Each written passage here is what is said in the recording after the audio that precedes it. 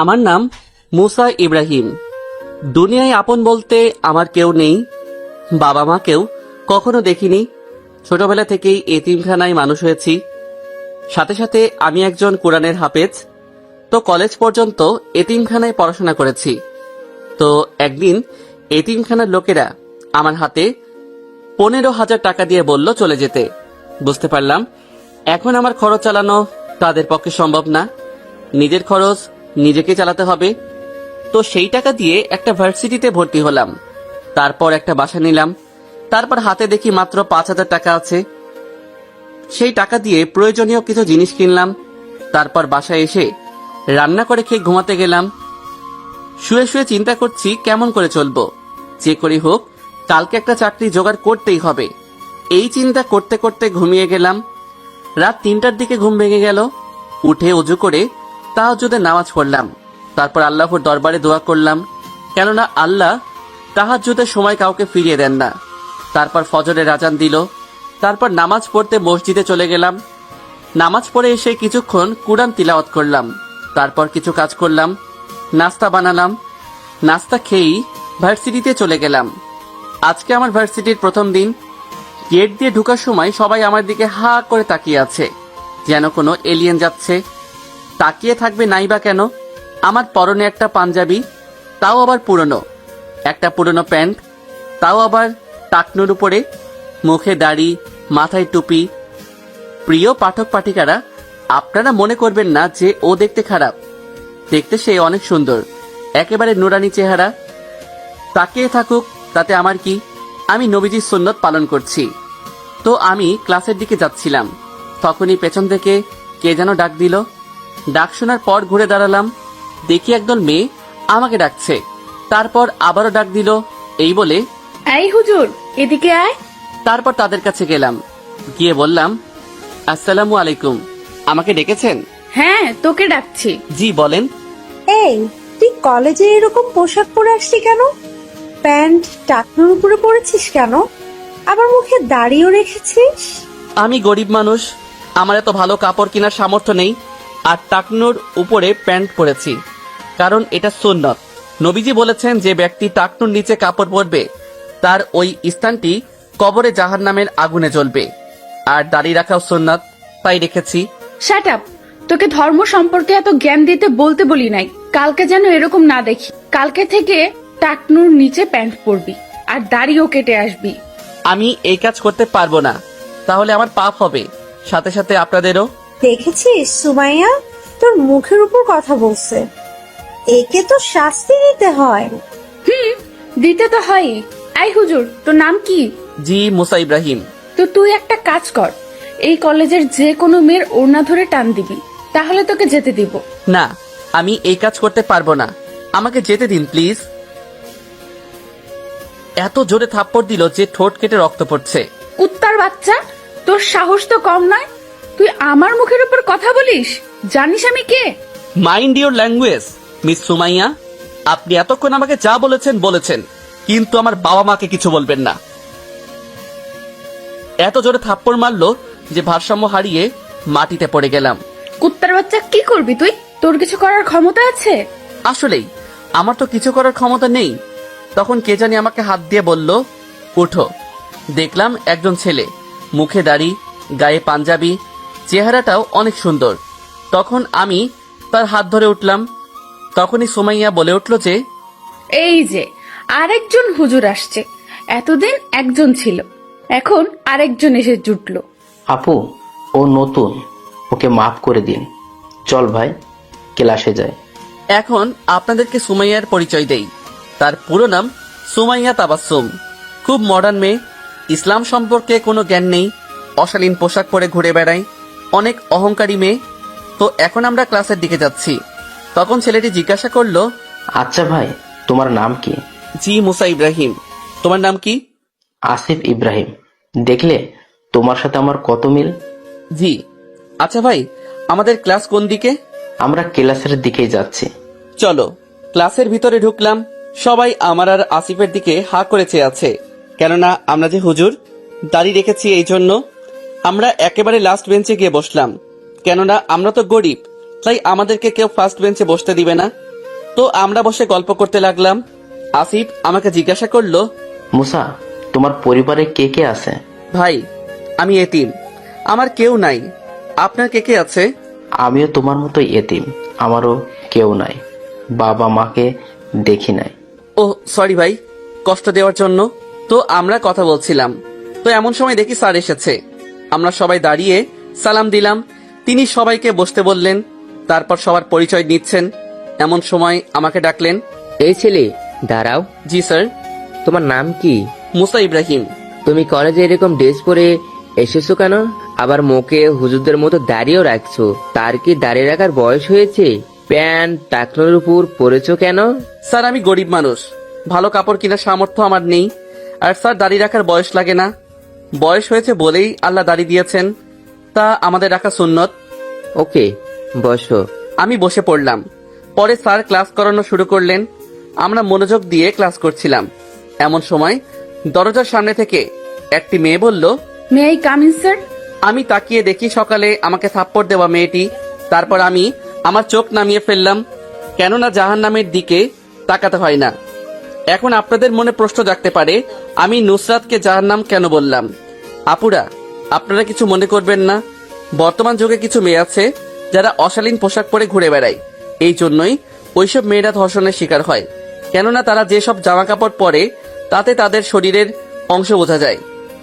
অনেকে হিজাব পরে, মনে করে তারা ধার্মিক হয়ে গেছে, কিন্তু না, তারা আর তাদের প্রতি পুরুষদের প্রলোভিত করছে। যদি সব মেয়েরা ইসলামিক নিয়ম অনুযায়ী পর্দা করত, তাহলে বর্তমানে বাংলাদেশে ধর্ষণ কমে যেত। আমি যদি খারাপ কিছু বলে থাকি তাহলে আমাকে ক্ষমা করে দিবেন। Yes, come in. ও সোমাইয়া, তুমি বসো। Thanks sir. ডিয়ার স্টুডেন্ট, ওর নাম সোমাইয়া তাব্বাসুম। ওর বাবা এই কলেজের। সবাই একসাথে ওকে হাই বলল, শুধু আমি আর আসিফ বলিনি, কেননা হাই বলার চেয়ে সালাম দেওয়া উত্তম। আমি ভাবতে লাগলাম, ওর বাবা কলেজের প্রতিষ্ঠাতা বলে ওর এত অহংকার। এত অহংকার ভালো না। অহংকার তাকেই মানায় যার কোনো কিছুর অভাব নেই, কিন্তু আমাদের কিছু না কিছুর অভাব আছে। অহংকার শুধু আল্লাহকেই মানায়, কারণ তার কোনো কিছুর অভাব নেই। নবীজি সাল্লাল্লাহু আলাইহি ওয়াসাল্লাম বলেছেন, আল্লাহ তাআলা ইরশাদ করেছেন, অহংকার আমার ভূষণ। এখন আমরা গল্পে আসি। পরিচয় পর্ব শেষে স্যার ক্লাস নিতে শুরু করলেন। আমি আর আসিফ মনোযোগ দিয়ে ক্লাস করছিলাম। তারপর ঘন্টা বেজে গেল, স্যার চলে গেলেন। এইভাবে সবগুলো ক্লাস শেষ হওয়ার পর আমি আর আসিফ যখন ক্লাস থেকে বের হচ্ছিলাম, তখনই সুমাইয়া ও তার বান্ধবীরা আমাদের ডাক দিল। এই যে দুজন হুজুর, এদিকে আয়। আমরা গিয়ে বললাম, জি বলেন।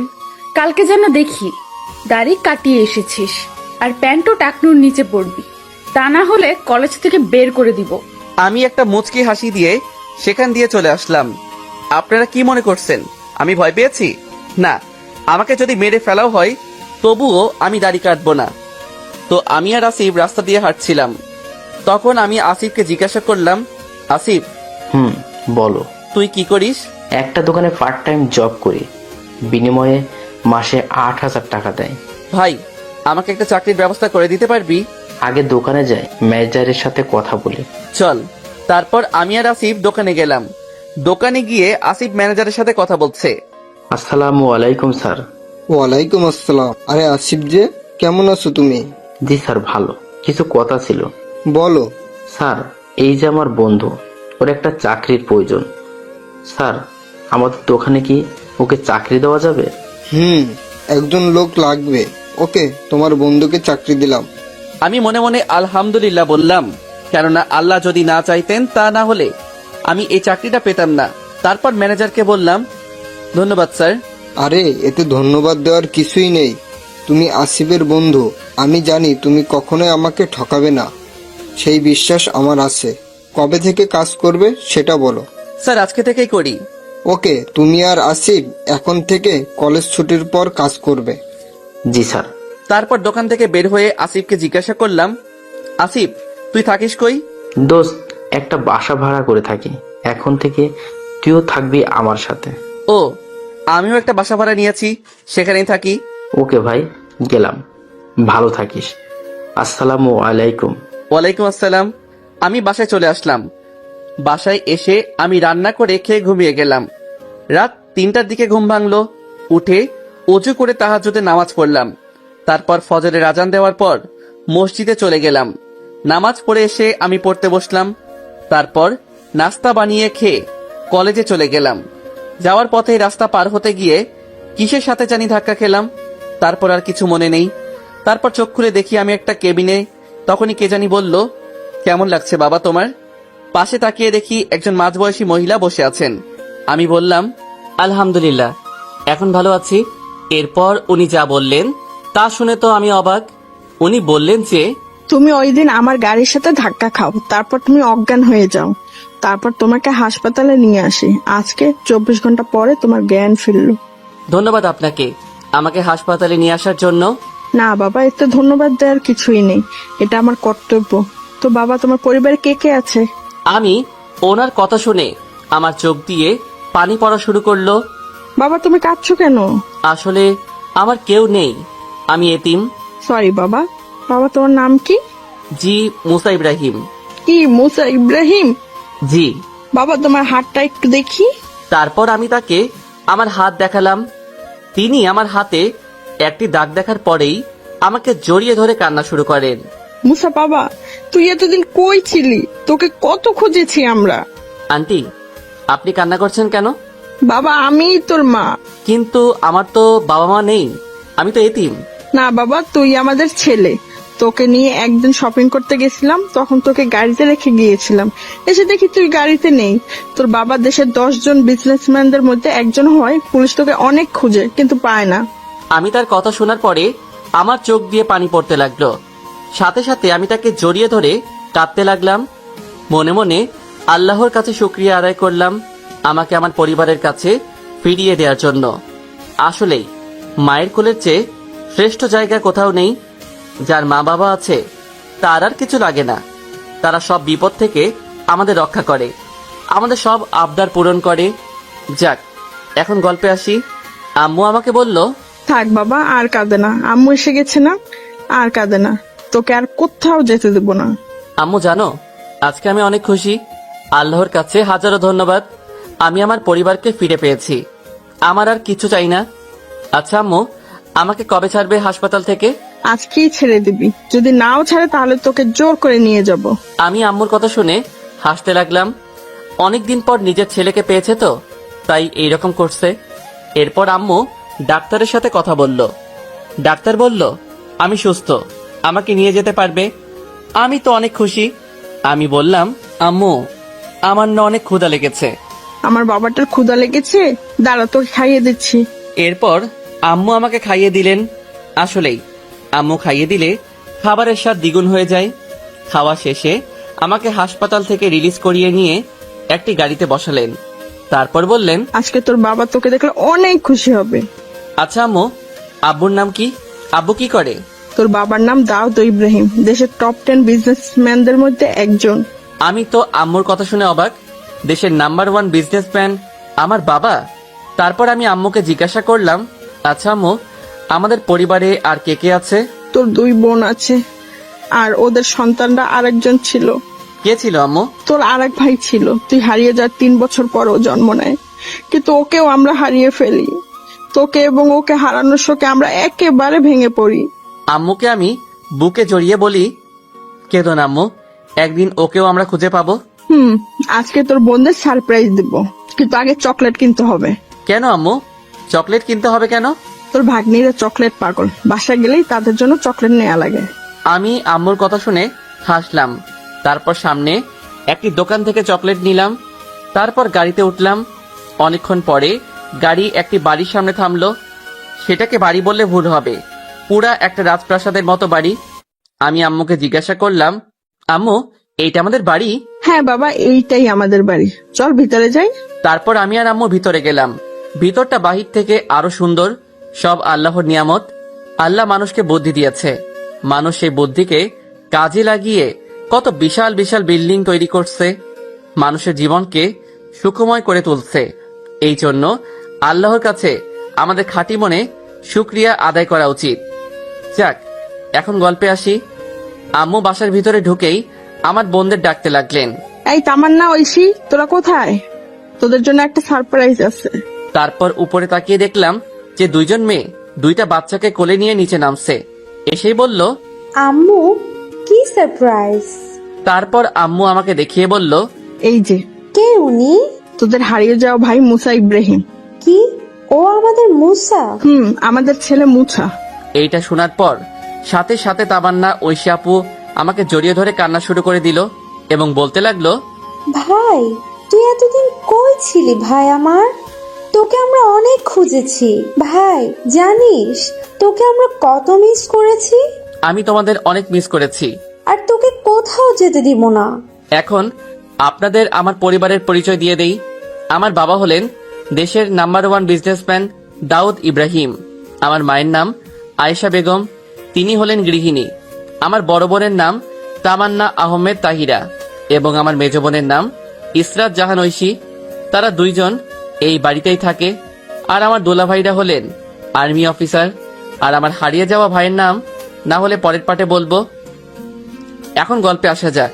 আমাকে জড়িয়ে ধরে কান্না করছে দেখে আমার ভাগ্নিরা জিজ্ঞাসা করলো, আম্মু আম্মু ওটাতে ইনি তোমার মামা মামুনি?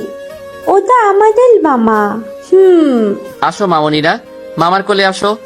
বলতে দেরি কিন্তু কোলে এসে দুই গালে দুইটা পাপ্পি দিতে দেরি নাই। তারপর আমাকে জিজ্ঞাসা করলো, মাম্মা মাম্মা এতদিন কোথায় দিলে? আমার মামনিদের জন্য চকলেট আনতে গেছিলাম। তাহলে আমাদের চকলেট দাও। তারপর তাদের দুইজনকে চকলেট দিলাম। তারা তো অনেক খুশি। আম্মুকে জিজ্ঞাসা করলাম, আম্মু আব্বু কোথায়, দুলাভাইরা কোথায়? তোর আব্বু বিজনেসম্যানের কাজে মালয়েশিয়া গেছে, আর তোর দুলাভাইরা ক্যান্টনমেন্টে। দাঁড়া, তোর বাবাকে জানিয়ে দেই, তুই ততক্ষণ ফ্রেশ হয়ে আয়। আচ্ছা। তারপর আমি ফ্রেশ হয়ে জোহরের নামাজ পড়ে একটা ঘুম দিলাম। ঘুম থেকে উঠে আসরের নামাজ পড়ে নিচে গেলাম। নিচে গিয়ে দেখি আব্বু বসে আছে। আমাকে দেখে আব্বু সাথে সাথে আমাকে জড়িয়ে কান্না করে দিলেন। বাবা তুই কেমন আছিস বাবা? কই ছিলি এতদিন? আব্বু আলহামদুলিল্লাহ ভালো আছি, তুমি কেমন আছো? এতদিন ভালো ছিলাম না, কিন্তু আমার আব্বুটাকে দেখে অনেক ভালো হয়ে গেছি। শুধু তোর ওই হারিয়ে যাওয়া ভাইটাকে যদি পেতাম। চিন্তা করো না আব্বু, মহান আল্লাহ যদি চান তাহলে ঠিকই আমরা আমার ভাইকে খুঁজে পাবো। তাই যেন হয় বাবা। পিছে তাকিয়ে দেখি আমার দুলাভাইরা দাঁড়িয়ে আছে। আমি তাদের কাছে গিয়ে বললাম, আসসালামু আলাইকুম দুলাভাইরা। ওয়ালাইকুম সালাম। কি শালা বাবু, আমাদের সাথে পরিচিত হবে না? আমরা তো কখন থেকে তোমার জন্য ওয়েট করছি। সরি দুলাভাইরা, আসলে ঘুমিয়ে গেছিলাম তো তাই। এখন আপনাদের আমার দুলাভাইদের পরিচয় দেই। আমার বড় দুলাভাইয়ের নাম মোহাম্মদ আতিফ ইসলাম ও মেজ দুলাভাইয়ের নাম মোহাম্মদ আরিফ ইসলাম। দুইজন আবার আপন ভাই, বাংলাদেশ আর্মিতে মেজর র্যাঙ্কে চাকরি করে। তারা সবাই আর্মির কোয়ার্টারে থাকে। আপুরা বেড়াতে এসেছে বলে তারা এইখানে থাকছে। যাক, এখন গল্পে আসি। তো আব্বু আর দুলাভাইরা উপরে ফ্রেশ হতে গেল, আর আমি সোফায় বসে আমার সাদিয়া ও সাফা মামনির সাথে খেলা করছিলাম। দুইজনই পার্টনার নাম্বার 1। এদের পাকা পাকা কথা শুনে আমার তো হাসতে হাসতে অবস্থা খারাপ। পরে আব্বু আর দুলাভাইরা আসলো এবং তাদের সাথে গল্প করা শুরু করলাম। গল্প করতে করতে মাগরিবের আজান দিয়ে দিল। আমি আব্বু ও দুলাভাইদেরকে বললাম যে উজু করে আসতে, একসাথে নামাজ পড়বো। তারা উজু করে আসলো। আমি আম্মু ও আপুদেরকে বললাম উজু করে আসতে, তোমরাও নামাজ পড়বে। তারাও উজু করতে গেল। বুঝতে পারলাম এরা কেউ নিয়মিত নামাজ পড়ে না। না, আমাকে এদেরকে ইসলামের ছায়াতলে নিয়ে আসতে হবে। আমার আম্মু ও আপুরাও পর্দা করে না, করলেও ডিজিটাল পর্দা। না, আজকে মাগরিবের পরেই এদের সাথে কথা বলবো। তো সবাই আসলো। দুলাভাই একামত দিল। আমি নামাজ পড়ালাম। দেখি আমার সাদিয়া ও সাফা মামনিও নামাজ পড়ছে। আমি যখন সিজদায় যাব তখনই তারা আমার পিঠে উঠে গেল। আমিও তাদেরকে পিঠে নিয়েই নামাজ পড়লাম। আমি এতে বিরক্ত হইনি, কারণ নবীজি সাল্লাল্লাহু আলাইহি ওয়াসাল্লামের প্রিয় দুই দৌহিত্র হাসান ও হুসাইন ও যখন নবীজি সাল্লাল্লাহু আলাইহি ওয়াসাল্লাম মসজিদে নববীতে নামাজ পড়তেন তখন তারা নবীজি সাল্লাল্লাহু আলাইহি ওয়াসাল্লামের পিঠে উঠে যেত। যতক্ষণ না পর্যন্ত তারা নবীজির পিঠ থেকে নামছে ততক্ষণ নবীজি সাল্লাল্লাহু আলাইহি ওয়াসাল্লাম সিজদায় থাকতেন। তখন তারা নেমে যেত, তখন নবীজি সাল্লাল্লাহু আলাইহি ওয়াসাল্লাম সিজদা থেকে উঠতেন। এখন গল্পে আসি। আমার নামাজ পড়ানো শেষ হলো। পরে আমার দুই মামনিকে পিঠ থেকে নামিয়ে কোলে নিলাম। পিছনে ফিরে তাকিয়ে দেখি সবার চোখে পানি। আমি জিজ্ঞাসা করলাম, আব্বু তোমাদের চোখে পানি কেন? আগে কখনো এরকম সুন্দর তেলাওয়াত শুনিনি। কেমন করে শিখলি এত সুন্দর তেলাওয়াত? বাবা, আমি কোরআনের হাফেজ। আস্তে আস্তে আমি এইরকম তিলাওয়াত শিখেছি। বাবা তুই কোরআনে হাফেজ? জি বাবা। যাক, আমার ছেলে কোরআনে হাফেজ, তাতে আমি অনেক খুশি।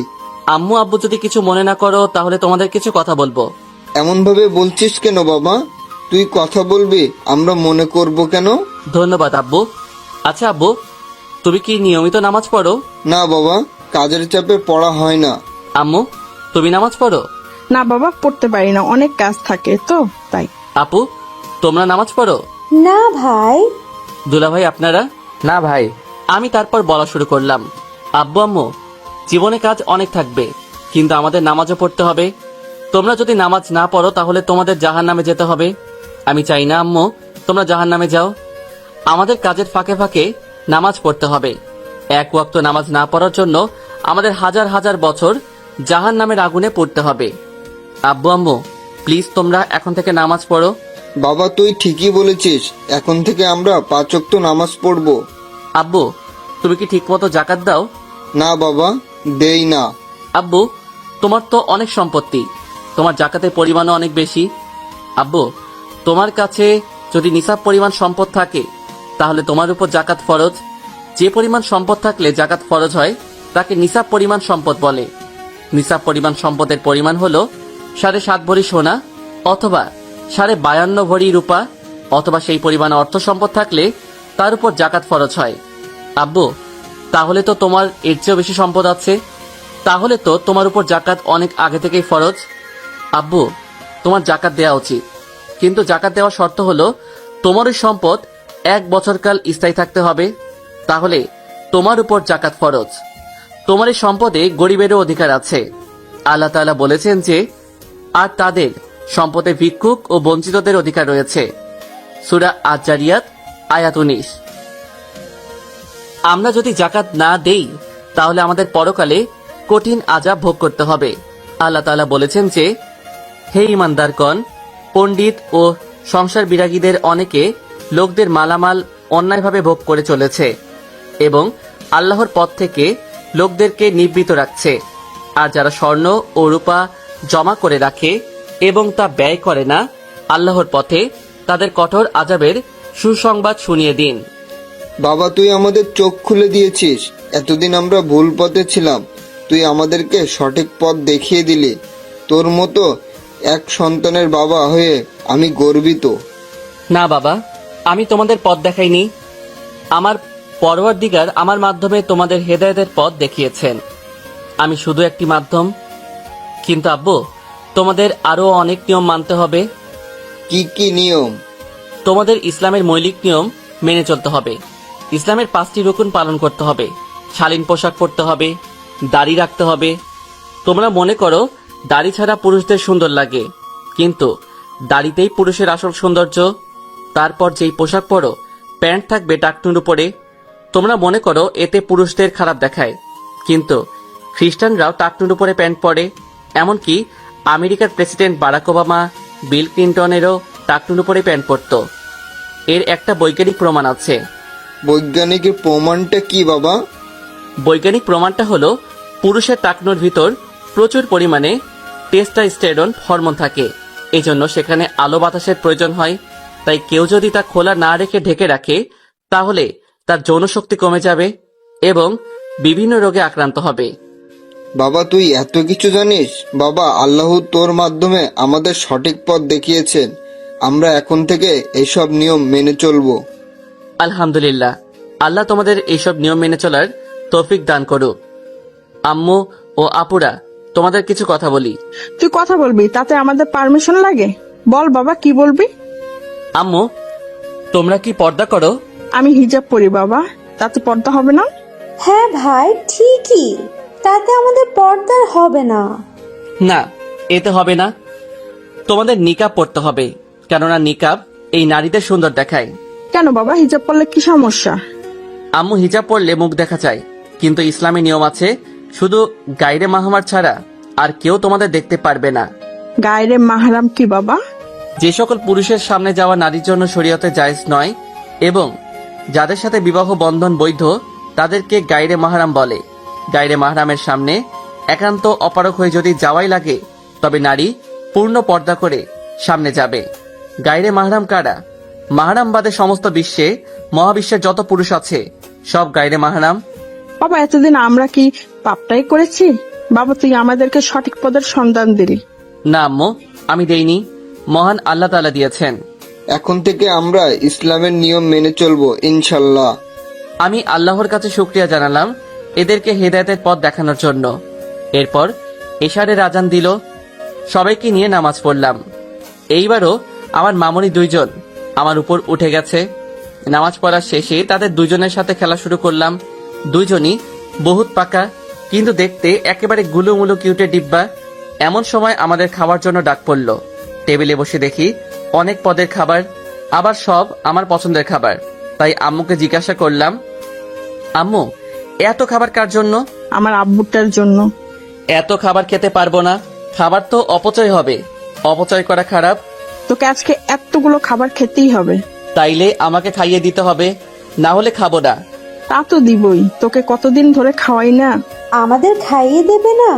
তোরা কি বাচ্চা নাকি যে তোদের খাইয়ে দেব? ভাইকে পেয়ে আমাদের ভুলে গেলা?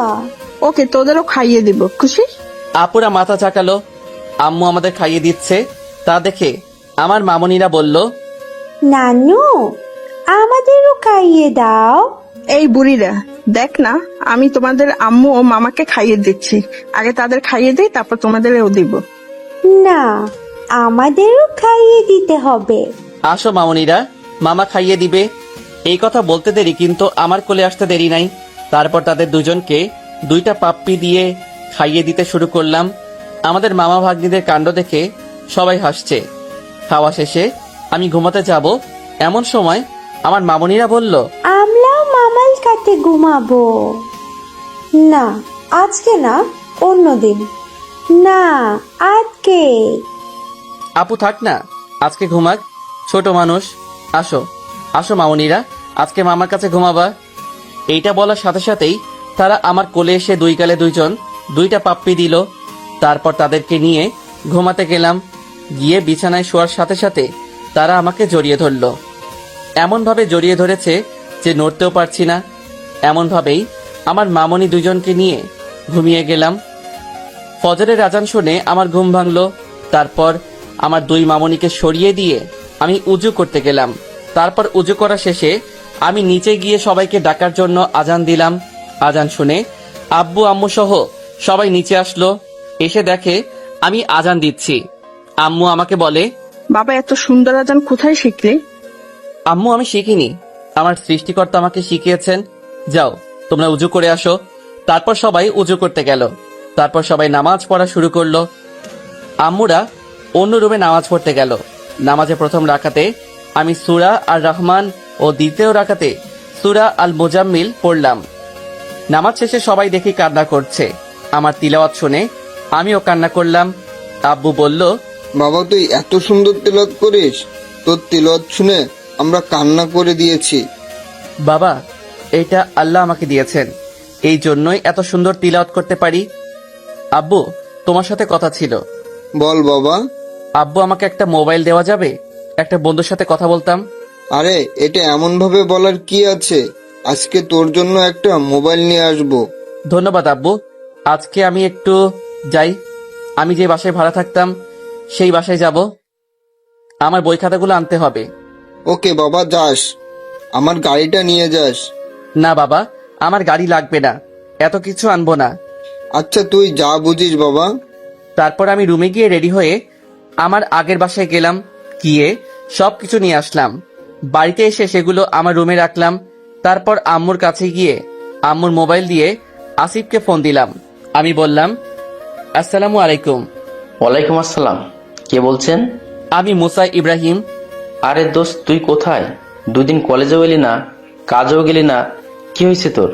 আরে শোন, এত প্রশ্ন করিস কেন? বল। তারপর এখন পর্যন্ত যা যা ঘটেছে তা ওকে বললাম। এটা শুনে তো ও অবাক। ও বলল, আলহামদুলিল্লাহ দোস্ত, আল্লাহ তোর ইচ্ছা কবুল করেছে।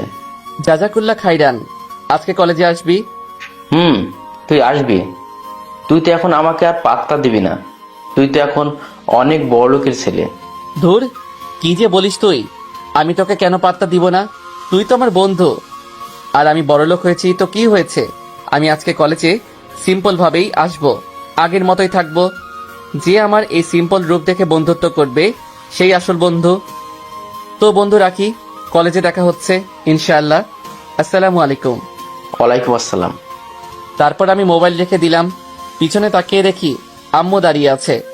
আম্মু আমাকে জিজ্ঞাসা করলো, বাবা তুই আজকে কলেজে যাবি? জি আম্মু, কলেজে যাব।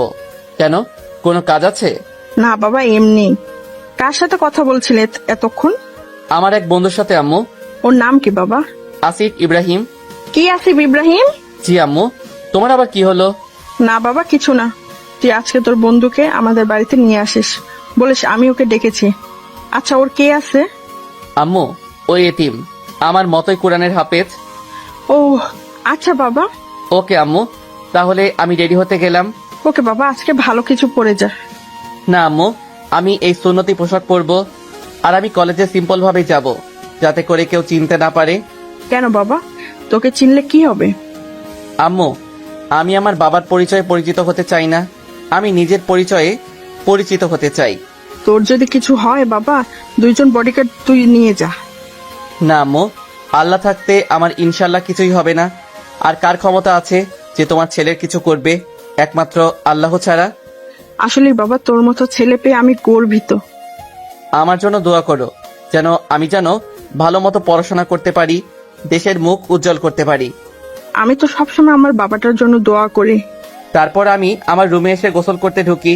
তারপর গোসল শেষে বের হয়ে রেডি হচ্ছি, এমন সময় আমার 2 মামনি আমার কাছে আসলো এবং বলল, মামা, মামা, মামনিরা বলো। কোথায় যাচ্ছ? কলেজে যাচ্ছি পড়াশোনা করতে।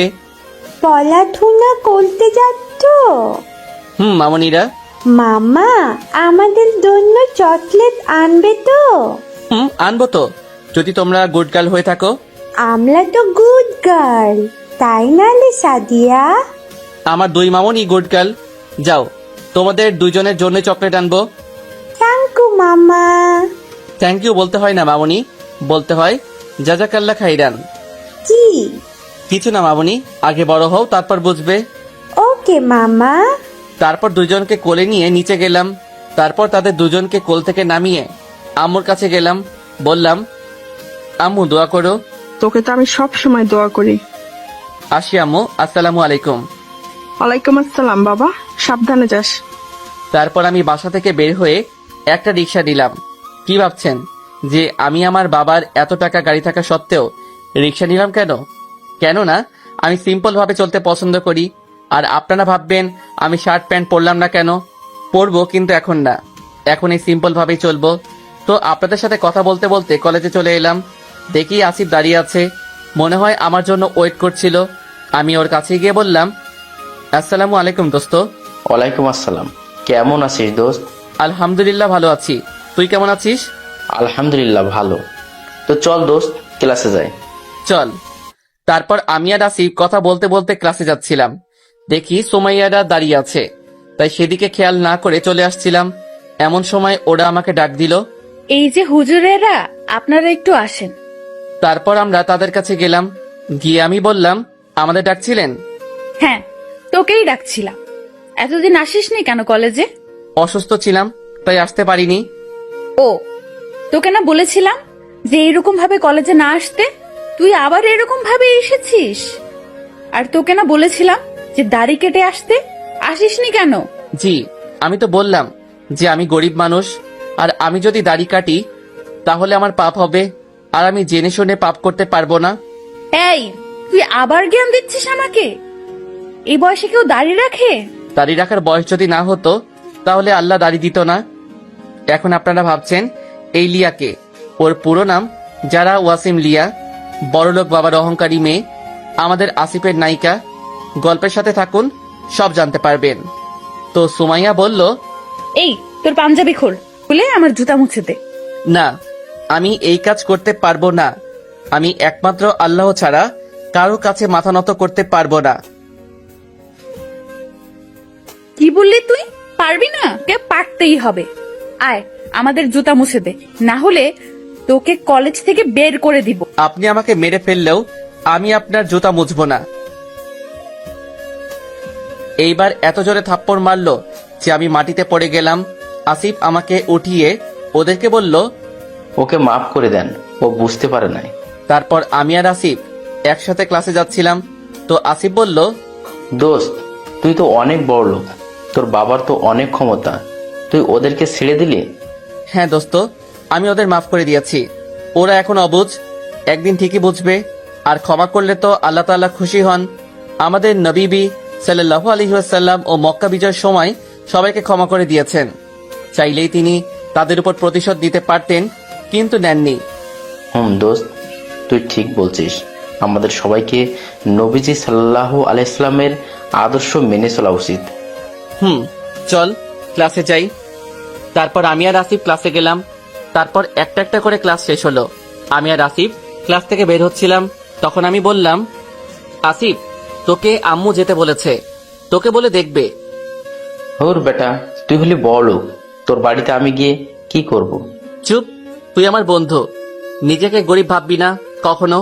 কিন্তু আমার তো দোকানে যেতে হবে। পরে যাস, এবার চল। চল। তারপর আমি আর আসিফ আমাদের বাড়ির উদ্দেশ্যে হাঁটতে লাগলাম। তারপর বাড়িতে এসে পৌঁছালাম। বাড়িতে ঢুকে দেখি 3 জন বোরকা পরা মহিলা দাঁড়িয়ে আছে, আবার 2টা পিচ্চি বাচ্চাও বোরকা পরে দাঁড়িয়ে আছে। তো আমি তাদেরকে সালাম দিলাম, তারাও দিল। দেখি তারা মুচকি মুচকি হাসছে।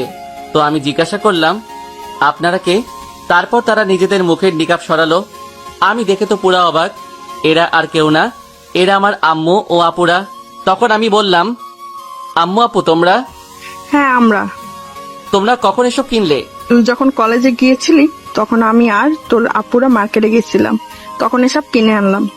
আমি তো অনেক খুশি। আমি আল্লাহর কাছে শুকরিয়া জানালাম। তারপর আমি আম্মুকে জিজ্ঞাসা করলাম, আম্মু, এই পিচ্চিগুলা কে? এরা তো সাদিয়া ও সাফা। কি, এরা আমার মামুনি? তারপর তাদের কাছে গেলাম, গিয়ে ওদেরকে কোলে নিলাম। ওরা আমার 2 গালে 2টা পাপ্পি দিয়ে বলল, মামা, আমাদের কেমন লাগছে? একেবারে পরীর মতো। তারপর আমি তাদেরকে কোল থেকে নামিয়ে দিয়ে আসিফের কাছে গেলাম। এতক্ষণ আসিফের কথা ভুলে গেছিলাম। আমি আসিফকে আম্মুর কাছে নিয়ে এসে বললাম, আম্মু, ও আমার বন্ধু আসিফ। বাবা, তুমি আসিফ ইব্রাহিম?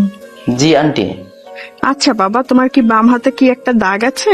জি আন্টি, এইটা আমার জন্ম দাগ। দেখি একটু।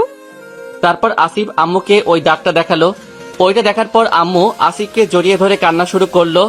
তারপর আম্মু আব্বুকে ডাকা শুরু করলো। আব্বু এসে বলল, কি হয়েছে, ডাকছো কেন? আমাদের আসিফকে পেয়ে গেছি, এই যে আমাদের আসিফ। ও আমাদের আসিফ? হ্যাঁ, ও আমাদের আসিফ, ওর বাম হাতে জন্ম দাগ আছে। এইটা শোনার পর আব্বু আসিফকে জড়িয়ে ধরলো। তখন আসিফ বলল, কিন্তু আন্টি, আমি তো এতিম। বাবা, তুই এতিম না। তারপর আম্মু আসিফকে বলল কিভাবে সে হারিয়ে গেল, আর এটাও বলল যে আমি ওর আরেক ভাই। তখন ও আমাকে সে জড়িয়ে ধরলো এবং বলল, ভাই, আজকে আমি অনেক খুশি। আমার পরিবারকে আমি পেয়ে গেছি, সাথে আমার ভাইকেও। ভাই, আল্লাহ আমাদের দোয়া কবুল করেছেন। হুম। তারপর সবাই ওকে নিয়ে পাগল হয়ে গেল। তখন আমি আসিফকে বললাম, আসিফ, তুই যেই দোকানে কাজ করতি, আজকে চল সেই দোকানে যাই। কেন ভাই? কেন আবার? বলে আসবো যে আমরা আর দোকানে কাজ করব না, আর তোর আগের বাসার জিনিসপত্র সব নিয়ে আসবো। চল। তারপর আমি আর আসিফ গেলাম আমাদের ওই দোকানে যেখানে আমরা কাজ করতাম। সেখানে গিয়ে তাকে সব কথা খুলে বললাম। তিনি এই কথা শুনে অনেক খুশি হলেন। আসলে লোকটা অনেক ভালো, তা না হলে আমাকে কি চাকরি দিত? তারপর সেখান থেকে আসিফের আগের বাসায় গিয়ে ওর সব জিনিসপত্র নিয়ে আসলাম। আসার সময় আমার 2 মামনির জন্য চকলেট নিয়ে নিলাম, তা না হলে তো গাল ফুলিয়ে সারাদিন বসে থাকবে। তারপর বাসায় এসে 2 জনকে চকলেট দিলাম, দিয়ে 2 জন উপরে গেলাম ফ্রেশ হতে। ও ওর রুমে গেল, আমি আমার রুমে আসলাম। তারপর ফ্রেশ হয়ে নামাজ পড়ে নিচে গেলাম, গিয়ে দেখি আসিফ, সাদিয়া ও সাফার সাথে দুষ্টামি করছে। সেখানে গিয়ে আমিও যোগ দিলাম। তারপর আম্মু আমাদের খেতে ডাকলো। খাওয়া শেষে রুমে চলে আসলাম। এসে দেখি মামনি 2 জন আমার কাছে আসছে। আমি জিজ্ঞাসা করলাম, কি মামনিরা, এখানে কেন? ঘুমাবে না তোমরা? আমরা আজকেও তোমার কাছে ঘুমাবো। তোমাদের আম্মু যদি তোমাদের বকা দেয়? না, দিবে না, আমরা ঘুমাবই। ওকে আসো। তারপর দুইজন আমার কোলে এসে ঘুমিয়ে গেল। এমনি কিউটে ডিব্বা, তারপর ঘুমালে এই দুজনকে আরো কিউট লাগে।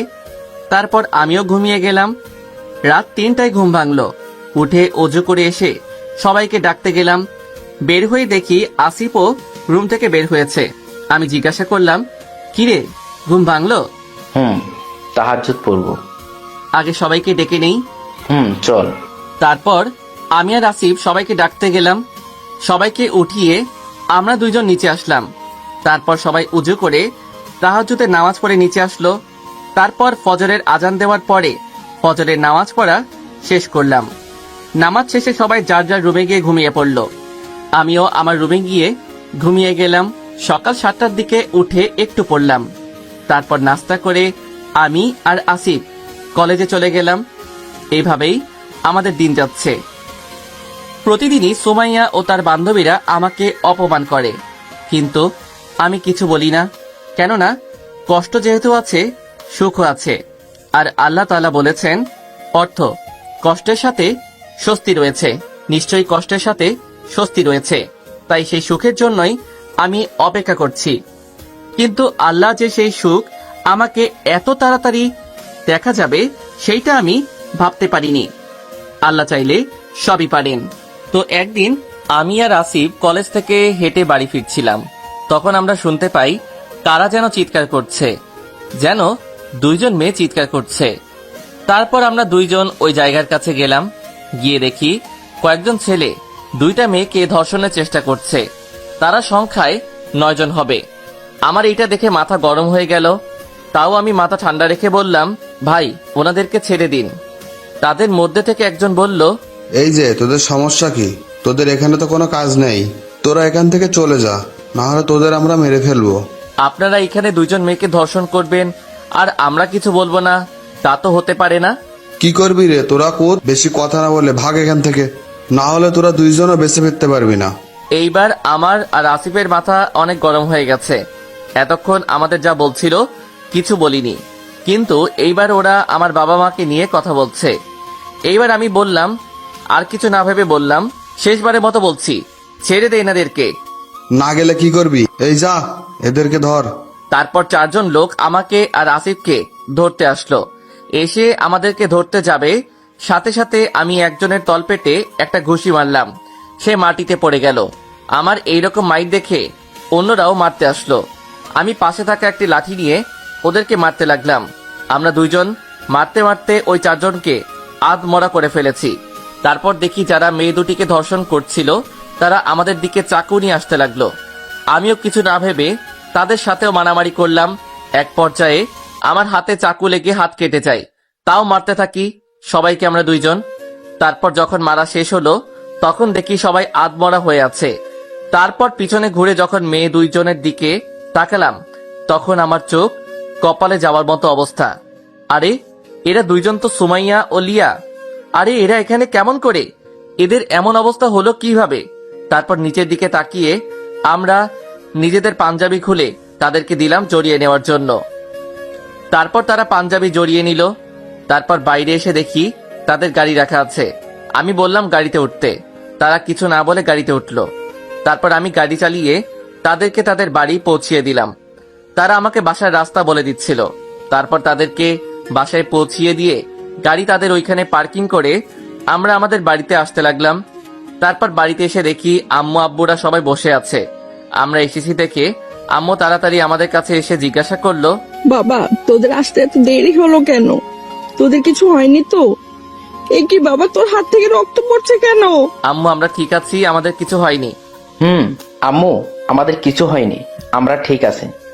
ঠিক আছিস? হাত থেকে রক্ত পড়ছে, ওনারা বলছে ঠিক আছে।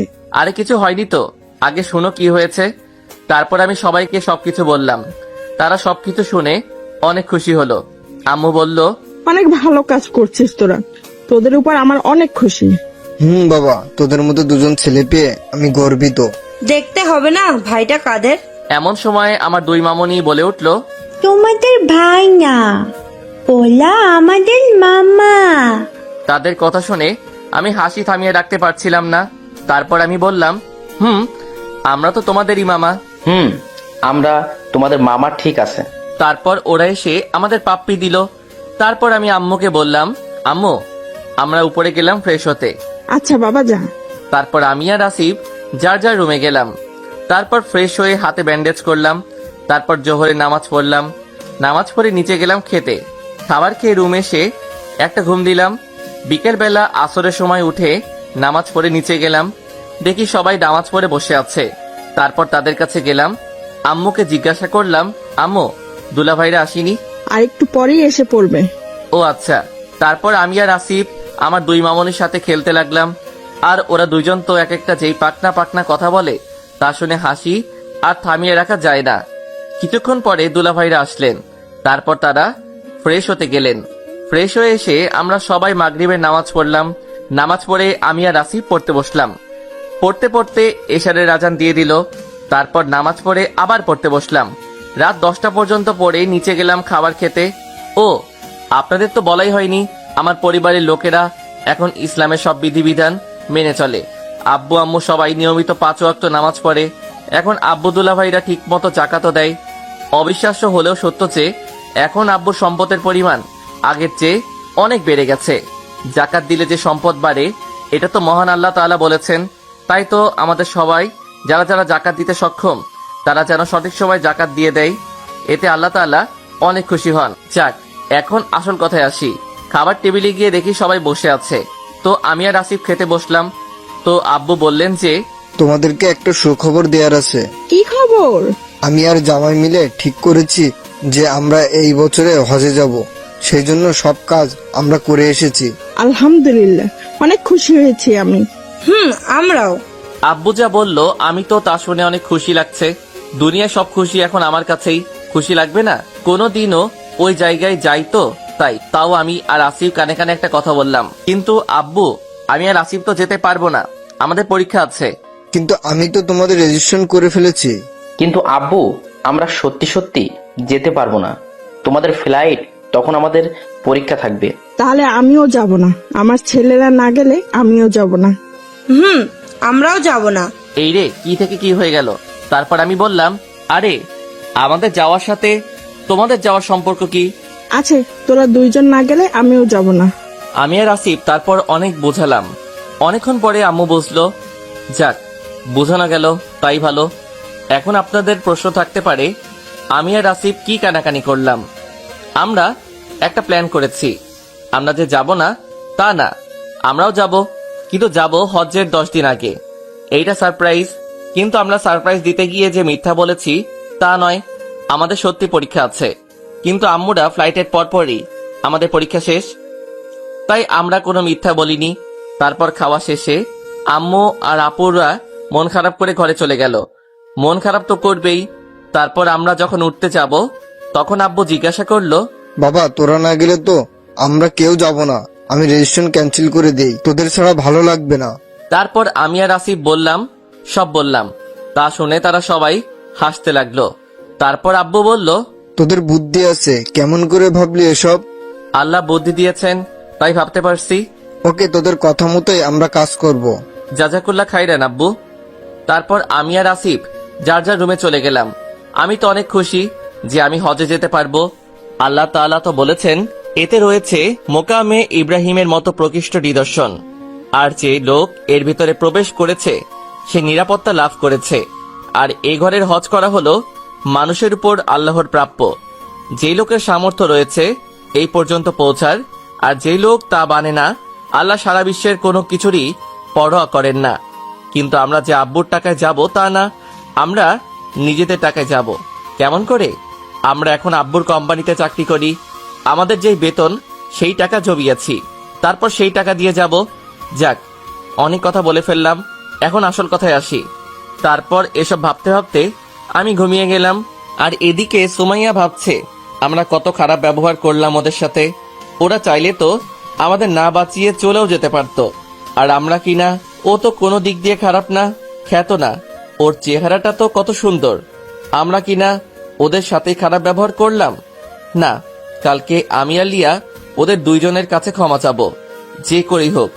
এসব ভাবতে ভাবতে লিয়া ঘুমিয়ে গেল। পরদিন সুমাইয়া কলেজে গিয়ে দেখে লিয়া বসে আছে। তারপর সেখানে গিয়ে জিজ্ঞাসা করে, লিয়া, এই লিয়া, কে? ও তুই? কি ভাবছিস রে তুই? আমরা কত খারাপ ব্যবহার করলাম ওদের সাথে, আর কি না ওরাই আমাদের বাঁচাল। ওরাও তো পুরুষ, আর আমাদের যারা রেপ করছিল তারাও পুরুষ। ওদের মতো পুরুষদের দেখলে পুরুষদের উপর বিশ্বাস উঠে যায়, আবার মুসা আর আসিফের মতো পুরুষদের দেখলে বিশ্বাস আরো জন্ম নেয়। ঠিক বলেছিস। আজকে যে করেই হোক ক্ষমা চাবো ওদের কাছে। আমিও যাবো। এদিকে আমি আমার প্রতিদিনের রুটিন অনুযায়ী তাহাজ্জুদ নামাজ পড়ার পর পড়তে বসলাম। তারপর পড়া শেষে নাস্তা করে দুইজন কলেজে গেলাম। যাওয়ার আগে দেখি আম্মু আর আপুদের মন খারাপ, কিন্তু এমন সারপ্রাইজ দিব যে এই জন্য কিছু বলতে পারছি না। আমারও খারাপ লাগছে। তারপর আমি আর কলেজে গেলাম। গেট দিয়ে ঢোকার সময় আমাদের সামনে সুমাইয়া ও লিয়া এসে দাঁড়ালো।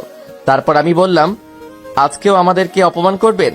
তারপর সুমাইয়া আর লিয়া আমাদের দুজনকে যা বলল তা শুনে আমার দুই কান বিশ্বাস করতে পারছি না।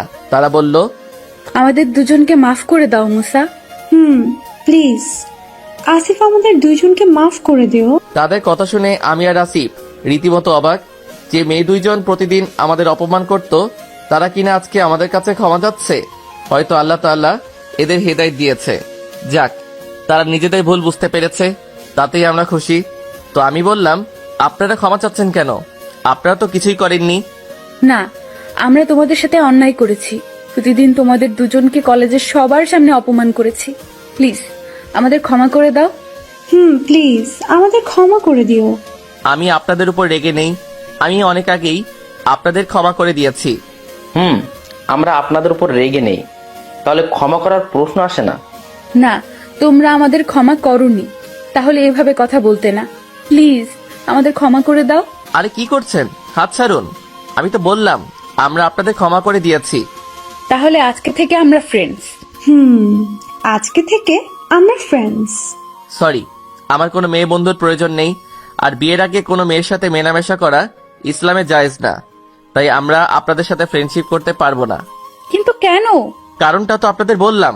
তারপর আমি আর আসিফ ক্লাসের দিকে যেতে লাগলাম, আর এদিকে সুমাইয়া আমার দিকে তাকিয়ে ভাবছে আমাদের সাথে বন্ধুত্ব করলো না কেন। কলেজের সব ছেলেরা আমাদের সাথে বন্ধুত্ব করার জন্য পাগল হয়ে যায়, আর আমরা নিজেরা বললাম তাও রাজি হলো না। না, যে করেই হোক ওদের সাথে বন্ধুত্ব করেই ছাড়বো। তারপর সুমাইয়া লিয়ার দিকে তাকালো, দেখে লিয়া এক দৃষ্টিতে আসিফের যাওয়ার দিকে তাকিয়ে আছে। তাই সুমাইয়া জিজ্ঞেস করলো, লিয়া, আই লিয়া, কি হয়েছে? তুই কি ভাবছিস? কই কিছু না তো। কিছু তো একটা ভাবছিস। মুসার বন্ধু আসিফ কত সুন্দর না? কত সুন্দর চেহারা, একেবারে নূরের মতো। আর শরীর দিয়ে কত সুন্দর আতরের ঘ্রাণ আসছে। ও এই কথা। তো লিয়া মামুনি মনে হয় আসিফের প্রেমে পড়েছে। ধুর, কি যে বলিস না। বুঝি বুঝি, সব বুঝি। তুই তো সব বুঝিস। তুই মনে হয় মুসার প্রেমে পড়িসনি। তা না হলে এতক্ষণ ওর দিকে এভাবে ড্যাপ ড্যাপ করে তাকিয়ে থাকতি? ধুর, কি যে বলিস। থাক, আর কিছু বলতে হবে না, ক্লাসে চল। চল। তারপর সুমাইয়া আর লিয়া ক্লাসের দিকে যেতে লাগলো। সুমাইয়া ভাবছে আসলেই তো মুসাও তো কম সুন্দর না, ও তো অনেক সুন্দর। কি সুন্দর ফর্সা চেহারা, মুখটাও কি সুন্দর, যে কোনো মেয়ে দেখলেই প্রেমে পড়ে যাবে। এইসব ভাবতে ভাবতে সুমাইয়া ক্লাসে আসছে, আর এদিকে আমি আর আসিফ ক্লাসে গিয়ে একটা বেঞ্চে বসলাম। তারপর আসিফ আমাকে বলল, ভাই মুসা, বল ভাই। আজকে আমাদের কাছে ওরা ক্ষমা চাইলো কেন? আমিও জানি না। যে মেয়েরা আমাদের দুজনকে প্রতিদিন অপমান করত তারা কিনা আমাদের কাছে মাপ চেয়েছে। হয়তো তারা নিজের ভুল বুঝতে পেরেছে। ঠিক বলেছিস। তারা যে তাদের ভুল বুঝতে পেরেছে এতেই আমরা খুশি। তারপর সুমাইয়া ও লিয়া ক্লাসে আসলো। তারা আসার পর থেকে শুধু আমাদের দুজনের দিকে তাকিয়ে আছে। তারপর দেখি হৃদয় আর উৎসব আমাদের দিকে আসছে। ও, আপনাদের বলতে ভুলে গেছি, আমাদের দুইজনের দুইটা বন্ধু হয়েছে, হৃদয় আর উৎসব। ওরাও দুইজন বড়লোকের ছেলে, কিন্তু ওদের মনে কোনো অহংকার নেই, সবার সাথেই মিশে। আর ওরা হলো আমাদের বেস্ট ফ্রেন্ড। তো আমাদের কাছে এসে বলল, আসসালামু আলাইকুম। ওয়ালাইকুম আসসালাম। কিরে, কেমন আছিস? আলহামদুলিল্লাহ, ভালো আছি। তোরা কেমন আছিস? আলহামদুলিল্লাহ, আমরাও ভালো আছি। মুসা, আজকে দেখলাম সোমায়া আর লিয়া তোদের সাথে ভালো ব্যবহার করছে। যে মেয়েরা তোদের প্রতিদিন অপমান করত, তারা কিনা আজকে তোদের সাথে ভালো ব্যবহার করছে। কাহিনী কি? তারপর আমি আর আসিফ ওদেরকে সবকিছু বললাম। ওরা শুনে তো অবাক। হৃদয় বলল, দোস্ত, ওরা তোদের কাছে ক্ষমা চেয়েছে। ভাই। যাক ভাই, ওরা যে নিজেদের ভুল বুঝতে পেরেছে তাই ভালো। এইভাবেই আমরা কথা বলছিলাম। আর একটু পরে স্যার আসলেন আর আমরা যে যার বেঞ্চে চলে গেলাম। তারপর স্যার ক্লাস নেওয়া শুরু করলেন। পরে আমরা ক্লাসে মনোযোগ দিলাম। এইভাবেই একটা একটা করে ক্লাস শেষ হয়ে গেল। যখন আমরা দুইজন বের হতে যাব, এমন সময় সুমাইয়া ও লিয়া আমাদের সামনে এসে পথ আগলে দাঁড়ালো। আমি বললাম, কি হলো, আমাদের পথ আটকিয়েছেন কেন? সরুন। সরতে পারি যদি তোমরা আমাদের সাথে বন্ধুত্ব করো। বললাম তো, আমরা আপনাদের সাথে বন্ধুত্ব করতে পারবো না। জানো, কলেজের সব ছেলেরা আমাদের সাথে বন্ধুত্ব করার জন্য পাগল, আর আমরা নিজেরা তোমাদের কাছে আসলাম বন্ধুত্ব করতে, তাও তোমরা না করে দিচ্ছ। সবাই পাগল হলেও আমরা পাগল না। এখন সরেন, আমাদের কাজ আছে। এই বলে আমি আর আসিফ পাশ কাটিয়ে চলে এলাম। এদিকে সুমাইয়া বলছে, তোমাদের সাথে তো বন্ধুত্ব করেই ছাড়বো, যে করেই হোক। করবই। এই বলে তারা অন্যদিকে যেতে লাগলো। আর আমি আর আসিফ বাসায় চলে আসলাম। বাসায় এসে দেখি আম্মু আর আপুদের মন খারাপ। আমারও খারাপ লাগছে, কিন্তু কিছু করার নেই। তাই আম্মুকে বললাম, আসসালামু আলাইকুম আম্মু। ওয়ালাইকুম আসসালাম। তোরা এসেছিস বাবা? যা গিয়ে ফ্রেশ হয়ে নে। তারপর আমি আর আসিফ রুমে চলে আসলাম। আমি রুমে এসে ফ্রেশ হয়ে নামাজ পড়লাম। নামাজ পড়ে নিচে খেতে গেলাম। নিচে গিয়ে দেখি আসিফ টেবিলে বসে আছে। তারপর আমি টেবিলে বসলাম। তারপর আম্মু আমাদের খাবার দিল। আমি বললাম, আম্মু আপু, তোমাদের মন খারাপ কেন? মন খারাপ হবে না? আমরা হজে যাব, আর তোরা যাবি না? আম্মু, আমাদের পরীক্ষা আছে, না থাকলে ঠিকই যেতাম, চিন্তা করো না। পরে আবার ইনশাল্লাহ আমরা সবাই একসাথে যাব। তারপর আমি আর আসিফ খাওয়া শেষ করে রুমে চলে আসলাম। এসে পড়তে বসলাম। পড়তে পড়তে আসরের আজান দিয়ে দিল। নামাজ পড়লাম। নামাজ শেষে আবার পড়তে বসলাম। তারপর পড়া শেষে নিচে গেলাম। নিচে গিয়ে দেখি আব্বুরা এসে পড়েছে। তারপর আমি গিয়ে আব্বুকে বললাম, আব্বু, সব ব্যবস্থা করেছো? বাবা, সব শেষ। আমাদের ফ্লাইট 10 দিন পরে, অর্থাৎ হজের 10 দিন আগে তোমাদের ফ্লাইট। আলহামদুলিল্লাহ, যাক, সব কাজ ঠিক মতো হয়েছে। তারপর আরো কিছুক্ষণ কথা বললাম। তারপর মাগরিবের আজান দিল। সবাইকে নিয়ে নামাজ পড়ে রুমে চলে আসলাম।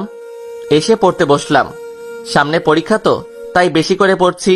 তারপর পড়া শেষে নামাজ পড়ে খেয়ে ঘুমিয়ে গেলাম।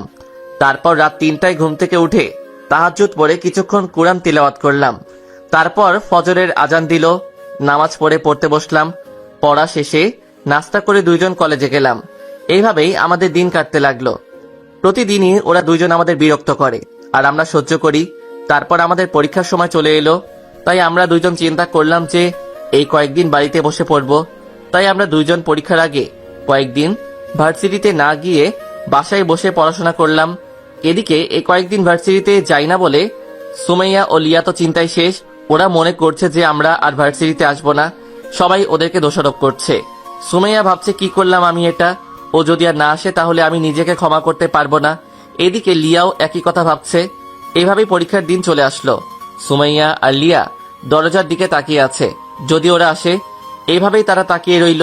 কিছুক্ষণ পরে আমি আর আসিফ এসে পড়লাম। আমাদের দেখে সুমাইয়া আর লিয়ার মন শান্ত হলো। পরীক্ষা দেওয়া শুরু করলাম। পরীক্ষা শেষে লাইব্রেরিতে গেলাম। সেখানে গিয়ে একটা ইসলামিক বই পড়ছিলাম। এমন সময় মনে হলো আমার পিছে কেউ দাঁড়িয়ে আছে। তাও কিছু না বলে পড়তে লাগলাম। আর কিছুক্ষণ পরে আমাকে সুমাইয়া বলল, এই যে হুজুর, আমাকে একটা বই দাও তো। উপরে আছে, গিয়ে নিয়ে নিন। আমার কথায় মনে হয় সে অনেক কষ্ট পেয়েছে। মাথা উঠিয়ে দেখলাম আগের চেয়ে অনেক শুকিয়ে গেছে। চেহারায় আগের সেই উজ্জ্বলতা নেই। তারপরও চলে গেল। যাওয়ার আগে আমাকে বলল, আমি তোমাকে ছাড়া বাঁচবো না মুসা। তারপরও চলে গেল। আর আমি বসে রইলাম। সে যে কি বলে গেল কিছুই বুঝলাম না। তারপর আসিফ আমার কাছে আসলো। পরে আমরা বাসায় চলে আসলাম। এভাবেই দিন যেতে যেতে আব্বু আম্মুদের হজ ফ্লাইটের সময় এসে গেল। আর তার 2 দিন পরে আমাদের পরীক্ষাও শেষ। তো আজকে আব্বু আম্মুরা সবাই হজে যাবে। সবাইকে এয়ারপোর্টে ছাড়তে গেলাম। আম্মু আর আপুরা তো আমাদের জড়িয়ে ধরে কান্না করেছে, ছাড়তেই চাচ্ছিল না। আর আমার ভাগ্নিরা তো সকাল থেকে কান্না শুরু করেছে, শুধু বলছে আমরা যাব না, মামা গেলে যাব। তো এনাদেরকে শান্ত করলাম, তারপর সবাইকে বিদায় দিলাম। তার আগে আব্বুর সাথে কথা বললাম যেন ওখানে গিয়ে সব ব্যবস্থা করে রাখে। তারপর আমরা দুইজন বাসায় চলে এলাম। এভাবে আমাদের আর 2টা পরীক্ষা ছিল, তাও শেষ হয়ে গেল। আলহামদুলিল্লাহ সব পরীক্ষাই অনেক ভালো হয়েছে। তারপর কলেজ 15 দিন বন্ধ দিল। আমরা ওইখানে থাকবো 25 দিন, তাই আরো 15 দিন ছুটি নিলাম। এইভাবে দিন যেতে যেতে আমাদের হজে যাওয়ার দিন চলে আসলো। তারপর আমরা এয়ারপোর্টে গিয়ে সকল ফর্মালিটিস শেষ করে প্লেনে উঠলাম। এইভাবে 6 ঘন্টা জার্নি করে আমরা জেদ্দা ইন্টারন্যাশনাল এয়ারপোর্টে পৌঁছালাম। ওটাই হলো পৃথিবীর সবচেয়ে বড় বিমানবন্দর। ওইখানে হাজিদের জন্য আলাদা টার্মিনাল আছে, ওটা শুধু হজের সময় খুলে। তো আমরা এখানেরও সকল ফর্মালিটিস পূরণ করে বাইরে এসে একটা ট্যাক্সি নিলাম। গন্তব্য মক্কা। প্রথমেই ওখানে গিয়ে উমরা করব। এখন আপনারা ভাবতে পারেন আমার বাবার এত টাকা, তাও আমরা 2জন ট্যাক্সি নিলাম কেন? আমাদের জন্য তো গাড়ি আসার কথা। হ্যাঁ, কথা ছিল ঠিকই, কিন্তু আমরা না করে দিয়েছি। আমাদের 2জনের সিম্পল ভাবে চলতেই ভালো লাগে। তো আমরা 4 ঘন্টা পর মক্কাতে এসে পৌঁছালাম। তো ট্যাক্সি থামলো মিশফালা রোডে, ইব্রাহিম খালিলুল্লাহ ব্রিজের সামনে। তো সেখান থেকে আমাদের হোটেলে হেঁটে যেতে হয়। হোটেল বেশি দূরে না, ব্রিজের পরে 2টা রোড আছে। একটা হলো আল হিজরা রোড, আরেকটা দিকে হলো আন্ডারগ্রাউন্ড। সেই আন্ডারগ্রাউন্ড পার হলেই জমজম ক্লক টাওয়ার আছে, সেখানে আমাদের হোটেল। তো আমরা আমাদের ব্যাগ নিয়ে হোটেলের দিকে হাঁটতে লাগলাম। কিছুক্ষণ পরেই আমরা 2জন আমাদের হোটেল জমজম পুলম্যান মক্কাতে আসলাম। এসে আমাদের পরিচয় দিয়ে আমাদের রুমের চাবি নিলাম। সেখানে গিয়ে নিজেদের ব্যাগ রেখে আব্বুদের রুমে গেলাম। ও আপনাদেরকে বলে রাখি, ওইখানে পুরুষ ও মহিলাদের রুম আলাদা। একই রুমে শুধু স্বামী স্ত্রী থাকতে পারবে। এখানে তো সবাই আছে, তাই আলাদা রুমের ব্যবস্থা করা হয়েছে। তো আব্বুদের রুমে গিয়ে বললাম, আসসালামু আলাইকুম। ওয়ালাইকুম আসসালাম। এসে গেছিস তোরা? আব্বু। আচ্ছা আব্বু, আম্মুরা কোথায়? আমাদের পাশের রুমে। এখন যাবি? না আব্বু, আজকে বিকালে সারপ্রাইজ দিব। ওকে, এখন কি করবি? এখন আমরা 2জন উমরা করব। উমরা করার পরে অন্য কাজ। ওকে, যা, সাবধানে যাবি। তারপর আমি আর আসিফ হোটেল থেকে নেমে কাবা শরীফের দিকে গেলাম। সেখানে গিয়ে দেখি অনেক মানুষ, হজের মাস তো, তাই অনেক ভিড় থাকে। তো আমরা 2জন কাবা শরীফের সামনে গিয়ে হাজরে আসওয়াদকে সামনে রেখে তাওয়াফ শুরু করলাম। তাওয়াফে 7টা চক্কর দিতে হয়। প্রতি চক্করে হাজরে আসওয়াদকে চুম্বন করতে হয়। হজের সময় হাজরে আসওয়াদের সামনে অনেক ভিড় থাকে, তাই ইশারায় চুম্বন করলে কোনো সমস্যা হবে না। এভাবে তাওয়াফ শেষে মাকামে ইব্রাহিমকে সামনে রেখে 2 রাকাত নামাজ পড়লাম। তারপর জমজম পানি খেয়ে সাফা মারওয়া পাহাড়ের দিকে গেলাম সাই করতে। সাইও 7 বার। এখানে শুধু 2 পাহাড়ের মধ্যবর্তী স্থানে সবুজ বাতি জ্বালানো আছে, সেখানে পুরুষ হাজিদের দৌড়াতে হয়। তারপর আমরা 2জন সাই করা শেষে চুল ছেটে হোটেলে এসে পড়লাম। তারপর ফ্রেশ হয়ে দিলাম এক ঘুমে আসরের সময় উঠে 2জন গেলাম কাবা শরীফে নামাজ পড়তে। নামাজ শেষে হোটেলে আব্বুর রুমে গেলাম। তারপর সেখানে গিয়ে বললাম, আব্বু আম্মুরা রুমে আছে। আছে, যা তোরা সারপ্রাইজ দিয়ে আয়। তারপর আমি আর আসিফ আম্মুদের রুমে দরজার বাহিরে দাঁড়ালাম। আড়ি পেতে শুনছিলাম আম্মুরা কি বলে। তো আম্মুরা বলছিল, খুব খারাপ লাগছে, এতদিন পর ছেলে দুটোকে পেলাম, তা ওদের ফেলে আসতে হলো। কি করছে ওরা এখানে? কেমন আছে? কিছুই জানি না। জানি না আমার ছেলে দুটো কি করছে, যদি ওরা এখনই এসে পড়তো। আল্লাহ ওদেরকে ভালো রেখো। আমি আসিফকে বললাম, এখনই সারপ্রাইজ দেওয়ার মোক্ষম সময়। তারপর আমরা দরজা ঠেলে ভিতরে ঢুকলাম এবং বললাম, তুমি আল্লাহর কাছে বলেছ আর আল্লাহ তোমাদের দোয়া কবুল করেছেন। মুসা, আসিফ, তোরা এখানে? তোদের না পরীক্ষা ছিল? আমাদের পরীক্ষা ছিল, কিন্তু তোমাদের আসার 2 দিন পর শেষ হয়ে গেছে। তারপর তাদের আমাদের প্ল্যান শুরু থেকে বললাম। ভাইরে ভাই, এই কথা শোনার পর যে আমাদের উপর দিয়ে ঘূর্ণিঝড় আমপান, বুলবুল, সিডর, টর্নেডো সব বয়ে যাবে, যদি জানতাম তাহলে ভুলেও বলতাম না। বুঝেননি তো? দাঁড়ান, সব বুঝিয়ে বলছি। মানে আমার আম্মু আমাদের 2 ভাইয়ের কান টেনে বলে, ফাজিল ছেলের দল, অনেক বুদ্ধি হয়েছে না তোদের? আমাদের এতদিন কষ্ট দিলি কেন? আগে বলতে পারতি না? আম্মু ছাড়ো, ব্যথা লাগছে। যদি তোমাদেরকে বলতাম তাহলে সারপ্রাইজ থাকতো। লাগুক ব্যথা, শয়তান ছেলে। আমাকে কষ্ট দিয়েছিস, তোর বোনদেরও কষ্ট দিয়েছিস, আমাদের কষ্ট হয়নি? আম্মু, আমাদের ছাড়ো, ব্যথা পাচ্ছি। আমাদের তো কম কষ্ট হয়নি। তোদের এত সহজে ছাড়বো না। আম্মু ছাড়বে না ওদের। আমার আপুদের ভাবসাব দেখে মনে হলো আজকে আমরা দুইজনের অবস্থা খারাপ করা হবে। কিছু না ভেবে দিলাম দরজার দিকে দৌড়। ও আল্লাহ, আমার ভাগ্নি দুইজন দেখি দরজা বন্ধ করে দিয়েছে। এইবার আমরা শেষ। দেখি আমার বোন দুইজন বালিশ নিয়ে আসছে। ওরে আল্লাহ, এ দেখি আমাদের মারার জন্য আসছে।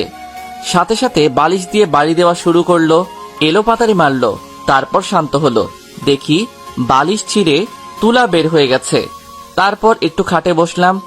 আরে ভাই, মাইর খেলাম, একটু রেস্ট নিব না? কি মাইরটা দিল রে বাপ! আমার চুল দাড়ি সব এলোমেলো হয়ে গেছে। এমন সময় আমার ভাগ্নিরা আমাদের সামনে আসলো এবং বলল, মামা, ও মামা, বলো মামনি। তোমরা আমাদের কষ্ট দিয়ে তো তোমাদের আবার শাস্তি পেতে হবে।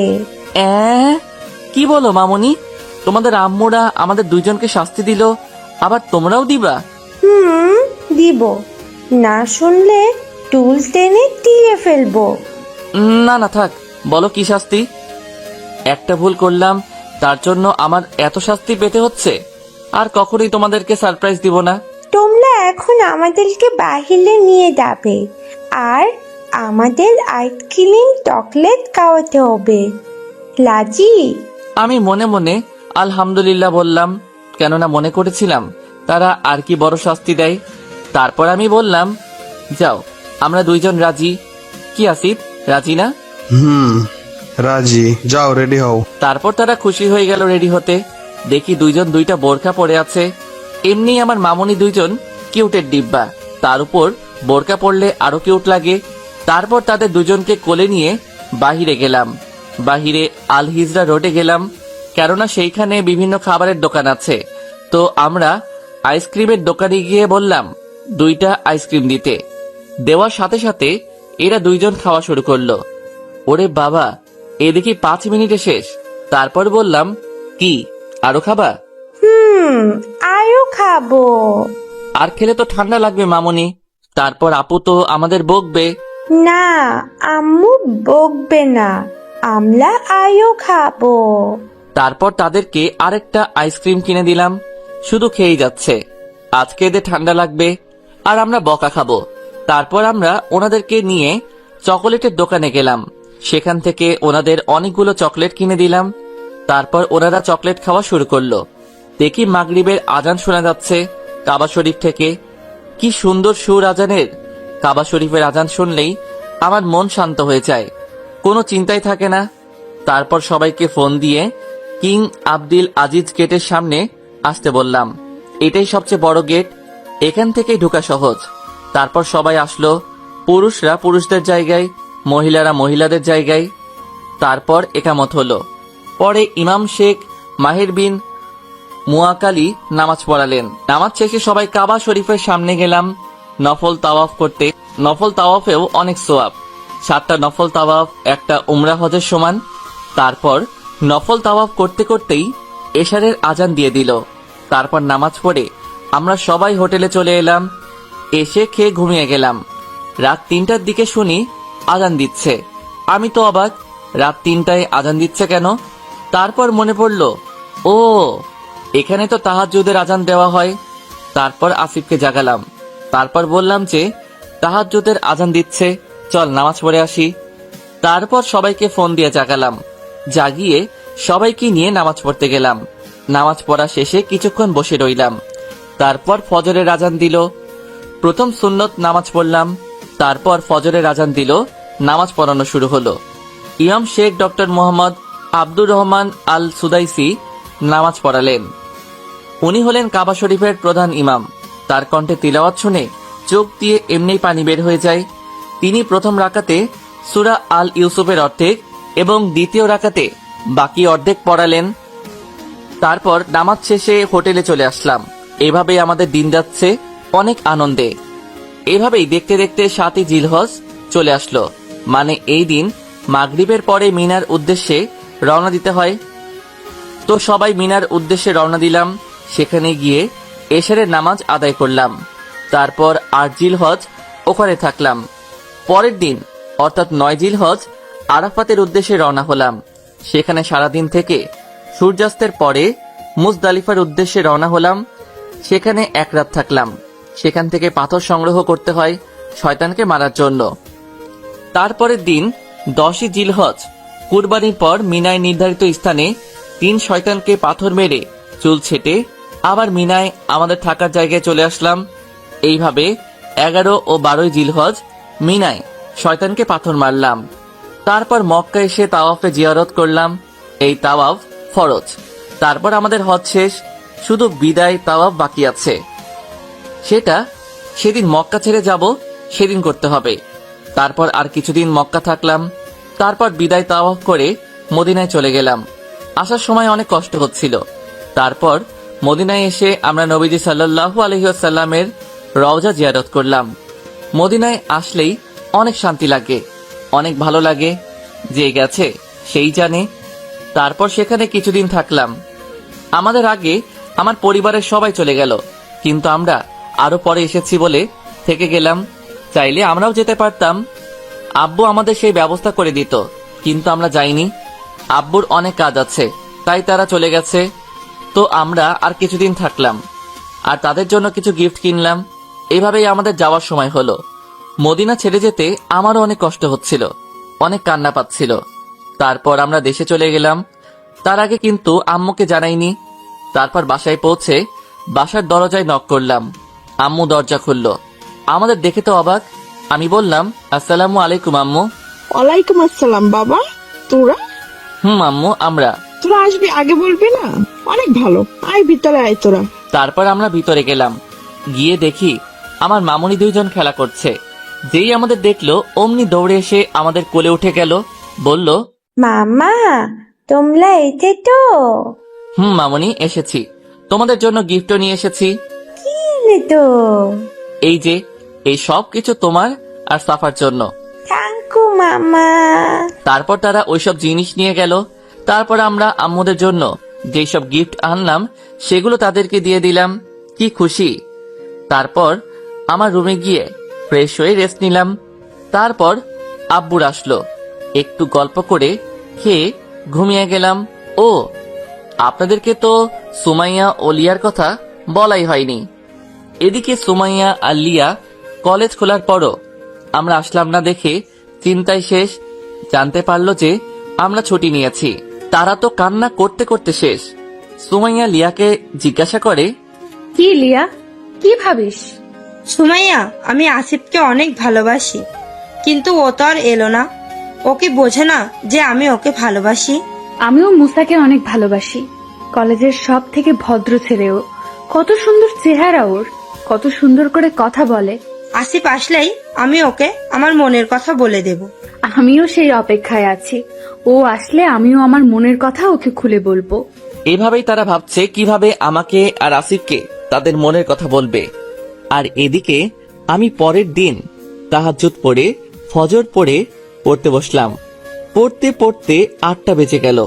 তারপর নাস্তা খেয়ে সবার কাছ থেকে বিদায় নিয়ে আমরা 2 জন কলেজে গেলাম। গিয়ে যখন গেট দিয়ে ঢুকবো তখনই আমার সাথে যা ঘটলো তার জন্য আমি মোটেও প্রস্তুত ছিলাম না। দেখি কে জানি আমাকে জড়িয়ে ধরেছে। আমি সাথে সাথে নিজেকে ছাড়িয়ে নিয়ে পিছনে চলে গেলাম। দেখি সুমাইয়া আমার সামনে, আর এদিকে আসিফকে তো লিয়া এমন ভাবে জড়িয়ে ধরেছে যে আসিফ ছাড়াতেই পারছে না। আমি সুমাইয়াকে বললাম, আপনি আমাকে জড়িয়ে ধরেছেন কেন? মুসা, তুমি এতদিন কোথায় ছিলে? তোমার কিছু হয়নি তো? কলেজ খোলার পরও তুমি 15 দিন আসোনি। জানো কত চিন্তায় ছিলাম। আমার কাজ ছিল তাই ছুটি নিয়েছি। আর আমার জন্য আপনি চিন্তা করবেন কেন? আমার মতো ছোট লোকের জন্য কে চিন্তা করে? চুপ, কথায় কথায় নিজেকে ছোট লোক বলবে না। আর কেন চিন্তা করি তুমি তা বোঝো না? কি বুঝবো? আমি তোমাকে একটা কথা বলতে চাই মুসা। বলেন। আমি তোমাকে ভালোবাসি মুসা, অনেক ভালোবাসি। তুমি এতদিন আসোনি, জানো আমি কত চিন্তায় ছিলাম। প্লিজ আমাকে ফিরিয়ে দিও না। এই বলে আমাকে জড়িয়ে ধরলো। আমি অবাক না হয়ে পারলাম না। সুমাইয়া কিনা আমাকে ভালোবাসে, কিন্তু না, আমি ওকে ভালোবাসতে পারবো না। আমি সুমাইয়াকে ছাড়িয়ে নিয়ে বললাম, কি শুরু করছেন এগুলা? আমি আপনাকে ভালোবাসতে পারবো না। কেন মুসা, তুমি আমাকে ভালোবাসবে না? আমার মধ্যে কি নেই? কলেজের সবাই আমার পেছনে ঘোরে, আর আমি তোমাকে নিজের ভালোবাসার কথা বললাম, আর তুমি আমাকে ফিরিয়ে দিচ্ছ। আমি কি কম সুন্দরী? Shut up miss Sumaiya. অন্যরা ঘুরতে পারে, কিন্তু আমি ঘুরবো না। আর সৌন্দর্য নিয়ে আপনি এত অহংকার করেন কেন? সৌন্দর্য আমার কাছে কোনো বিষয় না, আমার কাছে ভালো মন থাকা বিষয়। আমি যাকে ভালোবাসবো তাকে আল্লাহকে ভালোবাসতে হবে, রাসূল সাল্লাল্লাহু আলাইহি ওয়াসাল্লামকে ভালোবাসতে হবে, সব সময় পর্দা করতে হবে, 5 ওয়াক্ত নামাজ পড়তে হবে, ইসলামের বিধিবিধান মানতে হবে। পারবেন এইসব মানতে? আমি জানি ও পারবে না, তাই এই কথা বললাম। পারবো, আমি তোমার জন্য সব করতে পারবো। আমি শুধু তোমাকে চাই, এর জন্য আমাকে যা করতে হবে আমি করব, তাও আমি তোমাকেই চাই। ওকে, দেখি কেমন পারেন। এই বলে আমি আসিফকে নিয়ে চলে আসছিলাম। তারপর ক্লাসে এসে বসলাম। তারপর হৃদয় আর উৎসব আমাদের কাছে আসলো, এসে জিজ্ঞাসা করলো, কিরে মুসা, আসিফ তোদের ওরা কি বললো? তারপর আমি ওদেরকে সব বললাম। তারা শুনে যেন আকাশ থেকে পড়লো। হৃদয় বলল, দোস্ত, যেখানে কলেজের সব ছেলেরা ওদের পিছনে ঘুরতো, আর সেখানে কিনা ওরা তোদের ভালোবাসে, সত্যি তোরা অনেক লাকি। কিন্তু আমরা ওদেরকে কিছু শর্ত দিয়েছি, সেই শর্ত যদি ওরা পূরণ করতে পারে তাহলে আমরা ওদেরকে বিয়ে করব। জানি ওরা পারবে না, দেখি কি হয়। আমার তো লাগছে যে ওরা পারবে। দেখি কি হয়। তারপর আমরা গল্প করছিলাম। একটু পর সুমাইয়া ও লিয়াও ক্লাসে আসলো। এসে মুসার দিকে তাকিয়ে ভাবতে লাগলো, তোমাকে যে করি হোক আমি আমার নিজের করে নিবই। তারপর সুমাইয়া লিয়াকে বলল, লিয়া, বল। আমাদের দুজনকে যে করেই হোক মুসা আর আসিফের পছন্দ মতো কাজ করতে হবে। এখন থেকে আমরা ইসলামের নিয়ম মেনে চলবো, 5 ওয়াক্ত নামাজ পড়বো। যে কারণেই হোক আমার আসিফকে চাই, তার জন্য আমার যা করতে হয় আমি করব। এইভাবে তারা ভাবছে কিভাবে আমাদের নিজের করে পাবে। একটু পরে স্যার আসলেন এবং ক্লাস নেওয়া শুরু করলেন। এভাবেই একটা একটা করে ক্লাস শেষ হয়ে গেল। তারপর আমরা ক্লাস দিয়ে বের হব, এমন সময় সুমাইয়া ও লিয়া আমাদের পথ আটকে দাঁড়ালো এবং বলল, যে করেই হোক আমরা তোমাদেরকে নিজের করে নেবই। আগে আপনাদেরকে যে শর্তগুলো দিয়েছি সেগুলো পূরণ করেন, তারপর না হয় আমাদের বিয়ে করবেন। এই বলেই আমি আর আসিফ বাসায় চলে এলাম।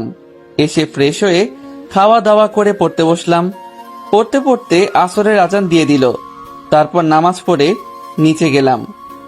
নিচে গিয়ে দেখি সবাই নিচে বসে আছে। তারপর ওইখানে গিয়ে গল্প করা শুরু করলাম। তারপর মাগরিবের আজান দিল। নামাজ পড়ে আবারও পড়তে বসলাম। পড়তে পড়তে এশারের আজান দিয়ে দিল। নামাজ পড়ে পড়া শুরু করলাম। পড়া শেষে খেতে গেলাম। খাওয়া শেষে রুমে আসলাম। তারপর ঘুমিয়ে গেলাম। পরের দিন কলেজে গিয়ে দেখি সুমাইয়া আর লিয়া আসেনি। যাক, ভালো হয়েছে, এখন আর বিরক্ত করবে না। তো আমরা ক্লাস করা শুরু করলাম। ক্লাস শেষে বাড়িতে চলে আসলাম। এইভাবেই আমাদের দিন যাচ্ছে। এই 5 দিনে সুমাইয়াও কলেজে আসেনি। সত্যি বলতে আমিও ওকে অনেক মিস করছি। এই 5 দিনে আমিও ওকে ভালোবেসে ফেলেছি। তো একদিন আমি আর আসিফ বসে আছি, তখন আসিফ জিজ্ঞাসা করলো, মুসা, কি হলো তোর? মন খারাপ করে আসিস কেন? ভাই, আমিও মনে হয় সুমাইয়াকে ভালোবেসে ফেলেছি। ভাই, আমিও লিয়াকে ভালোবেসে ফেলেছি। এই কয়দিন ও আসেনি তাই আমি ওকে অনেক মিস করছি। দেখি কি হয়। এইভাবে আমরা 2 ভাই কথা বলছিলাম। এমন সময় আমাদের সামনে 2জন বোরখা পরা 2জন মেয়ে আসলো। তারপর আমাদেরকে সালাম দিল। কণ্ঠটা কিরকম চেনা চেনা লাগছে। তো আমি বললাম, ওয়ালাইকুম আসসালাম। চিনতে পেরেছেন আমাদের? না তো, কে আপনারা? আমি তোমার সুমাইয়া। আর আমি লিয়া। ওদের কথা শুনে আমি তো হা হয়ে গেছি। আমার জন্য সুমাইয়া নিজেকে এত পরিবর্তন করলো। না, এইবার আমি ওকে ফিরাবো না, আমি ওকে নিজের বউ করে নিবই। তারপর আমি বললাম, আপনাদের বাসার ঠিকানা দিন, আজকে যাব। আমার কথা শুনে সুমাইয়া সেই রকমের খুশি হয়েছে। তারপর আমাদের ঠিকানা দিল। তারপর আমরা বাসায় চলে এলাম। আমি তো চিন্তায় আছি, বাসায় গিয়ে কি বলবো। না, আমি বলবোই, সাহস করে বলতেই হবে। আল্লাহ আমাকে সাহস দাও। আমরা বাসায় এসে দেখি আব্বু আম্মু বসে আছে। এখন আমি আর আসিফ গিয়ে বললাম, আসসালামু আলাইকুম আব্বু। ওয়ালাইকুম আসসালাম বাবা। আমরা তোমাদের কিছু কথা বলতে চাই। বল বাবা, এতে এত সংকোচের কি আছে? আম্মু, আমরা দুইজন বিয়ে করতে চাই। কি বলবি আর একবার বল। আমরা বিয়ে করতে চাই। ওগো শুনছো, আমাদের ছেলেরা বলে বিয়ে করতে চায়। যাক, শেষ পর্যন্ত আমরাও নিজেদের ছেলের বিয়ে দেখে যেতে পারবো। তো বাবা, তোদের কোনো পছন্দের মেয়ে আছে? জি আব্বু, আছে। তারপর সবাইকে সবকিছু খুলে বললাম। সবাই শোনার পর অনেক খুশি। তারপর আব্বু বলল, তো বাবা, আমাদের বৌমাদের ঠিকানা দে, আমরা প্রস্তাব নিয়ে যাই। এই নাও বাবা। ওকে, আজকে বিকালে আমরা প্রস্তাব নিয়ে যাব। যা, তোরা গিয়ে ফ্রেশ হয়ে নে। তারপর আমি আর আসিফ গেলাম ফ্রেশ হতে। ফ্রেশ হয়ে নামাজ পড়তে বসলাম। তারপর আব্বু আম্মু বিকালে ওদের বাসায় গেল প্রস্তাব নিয়ে। তারাও অনেক খুশি, কেননা তাদের মেয়ে আমাদের বাড়ির বৌমা যে। তারপর তারা বিয়ের তারিখ ঠিক করে আসলো। আমি তো মহা খুশি। আমি একা না, আসিফও খুশি। তারপর আব্বু বাসায় এসে বললেন, আমাদের দুই ছেলের বিয়ে মহা ধুমধাম করে দিব, অনেক মানুষকে দাওয়াত দিব। না আব্বু, এত ধুমধাম করে করার দরকার নেই। কেন বাবা? আমি এসব ধুমধাম পছন্দ করি না। এসব গায়ে হলুদ, বৌভাত, এগুলোর সাথে ইসলামের কোনো সম্পর্ক নেই। ইসলামে অলিমা পড়ানোর নিয়ম আছে, সেইভাবে আমাদের বিয়ে পড়ানো হবে। এই নিয়মই সবচেয়ে সুন্দর নিয়ম। ঠিক আছে বাবা, আমরা ইসলামিক নিয়মে তোদের দুজনের বিয়ে দিব। আমি আলহামদুলিল্লাহ বললাম। তারপর রুমে চলে এলাম। এভাবে দিন যেতে যেতে আমাদের বিয়ের তারিখ এসে গেল। বিয়ে আমাদের বাড়িতেই হয়েছে, তেমন কোনো মানুষকে দাওয়াত দেইনি। তারপর কাজী সাহেব আসলেন।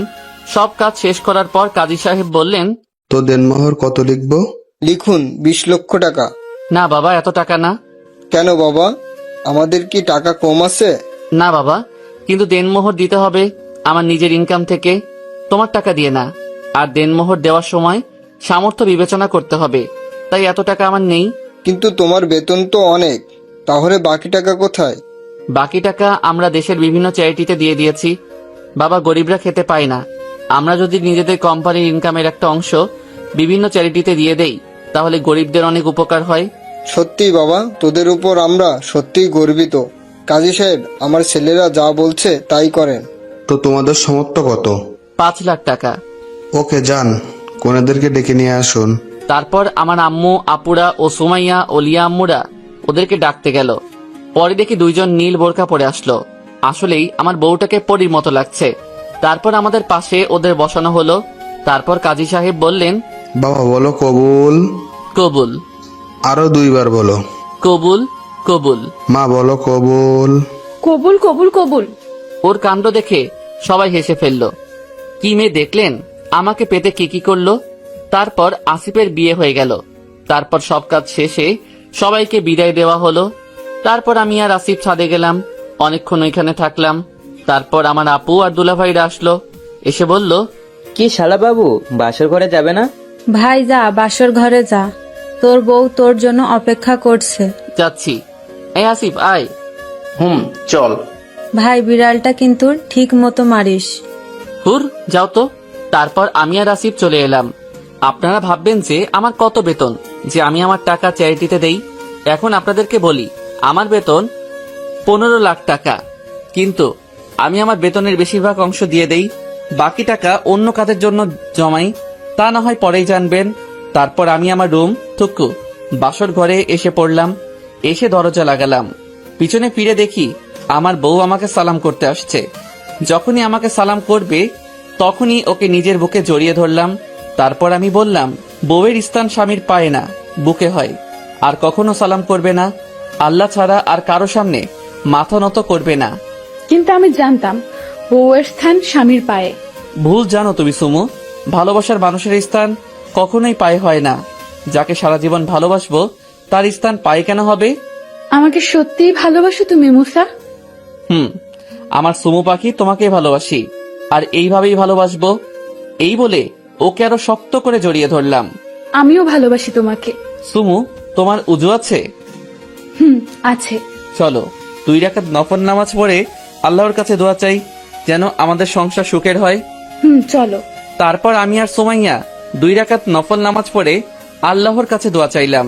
তারপর নামাজ শেষে আমি সুমাইয়াকে কোলে তুলে নিলাম। তারপর ওকে বিছানায় বসিয়ে দেনমোহরের টাকা দিলাম এবং বললাম, এই নাও তোমার দেনমোহরের টাকা। এত টাকা দিয়ে আমি কি করব? তোমার ইচ্ছা সুমু, এইটা দেওয়া ফরজ তাই দিয়ে দিলাম। আমার কিচ্ছু চাই না, শুধু তোমাকে চাই। পাগলি একটা। আচ্ছা, তুমি বলনি কেন যে তুমি নাম্বার 1 বিজনেসম্যান দাউদ ইব্রাহিমের ছেলে? আমি সবসময় সিম্পল ভাবে চলতে পছন্দ করি, কোনো ক্ষমতা আমার ভালো লাগে না, তাই এইরকম চলি। সত্যি মুসা, তোমার মতো স্বামী পেয়ে আমি ধন্য। এইবার কি আমি আমার বউয়ের মুখ দেখতে পারি? মানা করেছে কে? তারপর আমি সুমুর নিকাবটা খুললাম। ও আল্লাহ, আমার সামনে সাক্ষাৎ বেহেশতের হুর দাঁড়িয়ে আছে। টানা টানা চোখ, গোলাপি ঠোঁট, সব মিলিয়ে একেবারে পড়ি। তারপর সুমাইয়া বলল, কি দেখো এমন করে? পড়ি দেখি। যাহ, কি যে বলো। না সত্যি, আমার সুমু পাখি একেবারে পরীর মতো। ধুর, কি যে বলো। আচ্ছা সরো, এখন ঘুমাবো। ঘুমাবা মানে? আজকে না আমাদের বাসর রাত, আজকে কেউ ঘুমায়? না সুমু, আজকে না। তুমি আজকে এসবের জন্য প্রিপেয়ার্ড না, আরেকদিন। না, আজকেই হবে, এখনই হবে। এই বলে সুমাইয়া আমার পাঞ্জাবির কলার ধরে আমার ঠোঁটে কিস করলো। আল্লাহ, আমার ঠোঁট কামড়ে একেবারে শেষ করে দিয়েছে। তারপর আর কি, আমরা ভালোবাসার সাগরে হারিয়ে গেলাম। এই যে, আপনাদের আর দেখা লাগবে না। তারপর তাহাজ্জুদের সময় আমার ঘুম ভাঙলো। তারপর আমার সুমু পাখিকে উঠিয়ে দুইজন গোসলে গেলাম। গোসল করে দুইজনে একসাথে নামাজ পড়লাম। তারপর আমি কুরআন তিলাওয়াত করছিলাম আর ও শুনছিল। তারপর ফজরের আজান দিল। আমরা দুইজন নামাজ পড়ে ঘুমাতে গেলাম। ও শুয়েই আমার বুকে মাথা রাখলো। আমিও না করলাম না, একেবারে শক্ত করে জড়িয়ে ধরলাম। তারপর ঘুমিয়ে গেলাম। সকাল 8টায় দেখি কে যেন আমার নাক ধরে টানছে। চোখ খুলে দেখি আমার সুমু পাখি আমার নাক টানছে। ও একটা নীল কালারের শাড়ি পরেছে, দেখতেও পরীর মতো লাগছে। তারপর আমি উঠে গেলাম, ফ্রেশ হতে যাচ্ছিলাম, এমন সময় সুমাইয়া আমার হাত ধরে আমাকে বিছানায় ফেলে দিল। তারপর আমার বুকের উপরে উঠল। আমি বললাম, নামো, কেউ এসে পড়বে। না, আগে আমাকে পাপ্পি দাও। পরে দেই, এখন কেউ দেখে ফেলবে। না, আগে আমাকে পাপ্পি দাও। তারপর কথা, আমি সুমাইয়ার কপালে একটা পাপ্পি দিলাম। ও বলল, আমি এখানে দিতে বলেছি। তাহলে কোথায়? এই যে এখানে। না এখন না, কেউ এসে পড়বে। বুঝতে পেরেছি, আমারটা আমারই আদায় করা লাগবে। এই বলে সুমাইয়া আমার ঠোঁটে কিস করলো। কিছুক্ষণ পর ছেড়ে দিয়ে বলল, কি, কেমন লাগলো? ভালো। তারপর আমি ফ্রেশ হতে গেলাম। ফ্রেশ হয়ে নিচে গিয়ে দেখি আমার বউ আমার আম্মু আপুদের সাহায্য করছে। তো টেবিলে গিয়ে বসলাম। দুলাভাই জিজ্ঞাসা করলো, কি শালা বাবু, কেমন কাটলো বাসর রাত? আলহামদুলিল্লাহ ভালো। বিড়াল ঠিক মতো মেরেছো তো? ধুর দুলাভাই, কি যে বলেন না। তারপর আমাদের নাস্তা দেওয়া হলো। খেয়ে রুমে চলে এলাম দুইজন রেডি হতে, কারণ কলেজের কেউ জানে না আমরা স্বামী স্ত্রী, তাই আমরা কলেজে যাচ্ছি। আমরা কলেজে একসাথে যাব ঠিকই, কিন্তু কলেজের সামনে গিয়ে আলাদা হয়ে যাব। আবার কলেজ ছুটির পর আমরা একসাথে হাত ধরাধরি করে আসব। এইভাবেই আমাদের দিন কাটতে লাগলো। প্রতিদিন আমরা একসাথে কলেজে আসি, একসাথে বাসায় যাই, জড়াজড়ি করে ঘুমাই। কত ভালো লাগে নিজের ভালোবাসার মানুষকে বুকে জড়িয়ে রাখতে। এইভাবেই আমাদের ভালোবাসার সম্পর্ক চলছিল। এদিকে আমাদের ফাইনাল পরীক্ষা এসে গেল। আমাদের পরীক্ষা আলহামদুলিল্লাহ ভালো হয়েছে। তো আজকে আমাদের অনার্স ফাইনাল ইয়ারের পরীক্ষার রেজাল্ট দিবে। তো এই অনুষ্ঠানের প্রধান অতিথি আমাদের বাবা, অর্থাৎ দাউদ ইব্রাহিম। তো আব্বু আসলো। প্রিন্সিপাল স্যার মাইকের সামনে এসে বললেন, আজকে এই পরীক্ষায় যারা ফার্স্ট সেকেন্ড থার্ড হয়েছে তাদের নাম আমি এখন অ্যানাউন্স করব। এই পরীক্ষায় থার্ড হয়েছে মুজাহিদুল ইসলাম উৎসব, সেকেন্ড হয়েছে আসিফ ইব্রাহিম এবং ফার্স্ট হয়েছে মুসা ইব্রাহিম। তোমরা তিনজনেই স্টেজে চলে আসো। আমার আর আসিফের নাম শুনে সবাই আমাদের দিকে হা করে তাকিয়ে আছে। তারপর আমরা স্টেজে উঠলাম। তারপর আব্বু আমাদের তিনজনকে পুরস্কার তুলে দিলেন। তারপর আব্বু সবাইকে উদ্দেশ্য করে বললেন, আজকে আমি তোমাদেরকে আমার ছেলেদের সাথে পরিচয় করে দিব, যারা তোমাদের সাথে এতদিন পড়ালেখা করেছে। এখন তো সবাই অবাক, এত বড় বিজনেসম্যানের ছেলে আমাদের কলেজে পড়তো আর আমরা জানি না। তারপর আব্বু যা বলল তা শুনে সবাই অবাকের চরম সীমায়। আব্বু বলল, আমার দুই ছেলে হলো মুসা ইব্রাহিম এবং আসিফ ইব্রাহিম। মোসার আসিফ আপনার ছেলে? হ্যাঁ, ওরা দুইজন আমার ছেলে। কয়েক বছর আগে আমরা ওদের ফিরে পেয়েছি। তারপর আব্বু সব কথা বলল। তারপর আমরা স্টেজ থেকে নেমে আমার বউদের নিয়ে আমার বন্ধুদের কাছে গেলাম। গিয়ে বললাম, আসসালামু আলাইকুম দোস্ত। ওয়ালাইকুম আসসালাম। কিরে, কেমন আছিস? আলহামদুলিল্লাহ ভালো। তোরা কেমন আছিস? আলহামদুলিল্লাহ ভালো। তোরা দুইজন যে এত বড় লোকের ছেলে, তা আগে বলিসনি কেন? আরে আমি সবসময় সিম্পল ভাবে চলতে পছন্দ করি। আর আমি আমার বাবার পরিচয়ে পরিচিত হতে চাই না, আমি নিজের পরিচয়ে পরিচিত হতে চাই। ভাই, তোদের সাথে কথাই পারবো না। তা এরা দুইজন কে? এরা দুইজন আমাদের বউ। কি, তোদের বউ? তোরা বিয়ে করলি কবে? এই তো কয়েক মাস আগেই। শেষ পর্যন্ত ওরা তাদের সত্য রাখলো। তারপর আমরা ওখানে বসে গল্প করছিলাম, আর আমার সুমু আমার কাঁধে মাথা রেখে বসে আছে। আমারও অনেক ভালো লাগছে। যতই হোক আমার ভালোবাসার মানুষ বলে কথা। তারপর দেখি কলেজের কিছু ছেলে মেয়ে যারা আমাদের দুই ভাইকে অপমান করত, তারা আমাদের দিকে আসছে। এসে আমাদের বলল, আমাদের সবাইকে ক্ষমা করে দাও। আসিফ, আমরা তোমাদের দুজনকে দিনের পর দিন না বুঝে অপমান করেছি। প্লিজ আমাদেরকে ক্ষমা করে দাও। আরে আমি আপনাদেরকে কবে মাফ করে দিয়েছি? আমি কিছু মনে করিনি। আর আমার কাছে মাফ চাবেন না, আমি মাফ করার কেউ না। আল্লাহর কাছে মাফ চাবেন, তিনি আপনাদেরকে ইনশাআল্লাহ মাফ করে দিবেন। তুমি আসলে অনেক ভালো মুসা। আমি তেমনি যেমন আমাকে আমার আল্লাহ তাআলা বানিয়েছেন। ভালো হবে না, আমার বর বলে কথা। উনি কে? মুসা? ও আমার বউ, তোমরা সবাই ওকে চিনো। ও হলো সুমাইয়া। ও সুমাইয়া। ও আমার সুমাইয়া। তারপর সবাইকে বললাম কিভাবে আমাদের বিয়ে হলো। সবাই তো তা শুনে অনেক খুশি। এইভাবে সবার সাথে গল্প করে বাসায় চলে এলাম। বাসায় এসে সবার সাথে কথা বলে রুমে চলে এলাম। এসে ফ্রেশ হয়ে নামাজ পড়লাম। নামাজ পড়ে খেতে গেলাম। ওইখানে গিয়ে বসে খাওয়া শুরু করলাম। তখন আম্মু বলল, মুসা, আসিফ, তোরা তো বিয়ে করলি, কিন্তু নাতি নাতির মুখ কবে দেখবো? ও কি যে বলো না আম্মু। ওলে বাবালে, আমার ছেলেরা দেখি লজ্জাও পায়।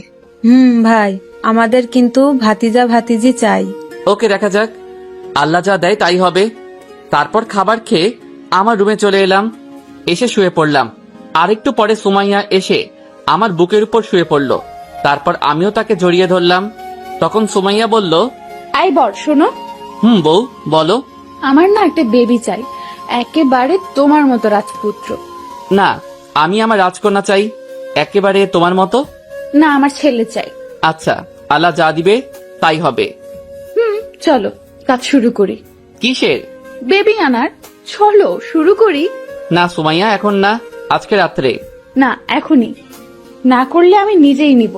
এই, তোমার মুখে কি কিছু আটকায় না? না, আটকায় না, কারণ আমি তোমার মতো এত আনরোমান্টিক না। এইবার আমার ইগোতে লেগেছে। না, এইটা মানা যায় না। আমারে বলে কি না আনরোমান্টিক। না, এইবার বোঝাতে হবে আমি কত রোমান্টিক। আমি বললাম, আমারে আনরোমান্টিক বললা? তো কি, আমি কত রোমান্টিক আর উনি আমাকে পাত্তাই দেয় না। দাঁড়াও, আমি কত রোমান্টিক দেখাচ্ছি। তোমার দেখানো লাগবে না, আমি দেখাচ্ছি।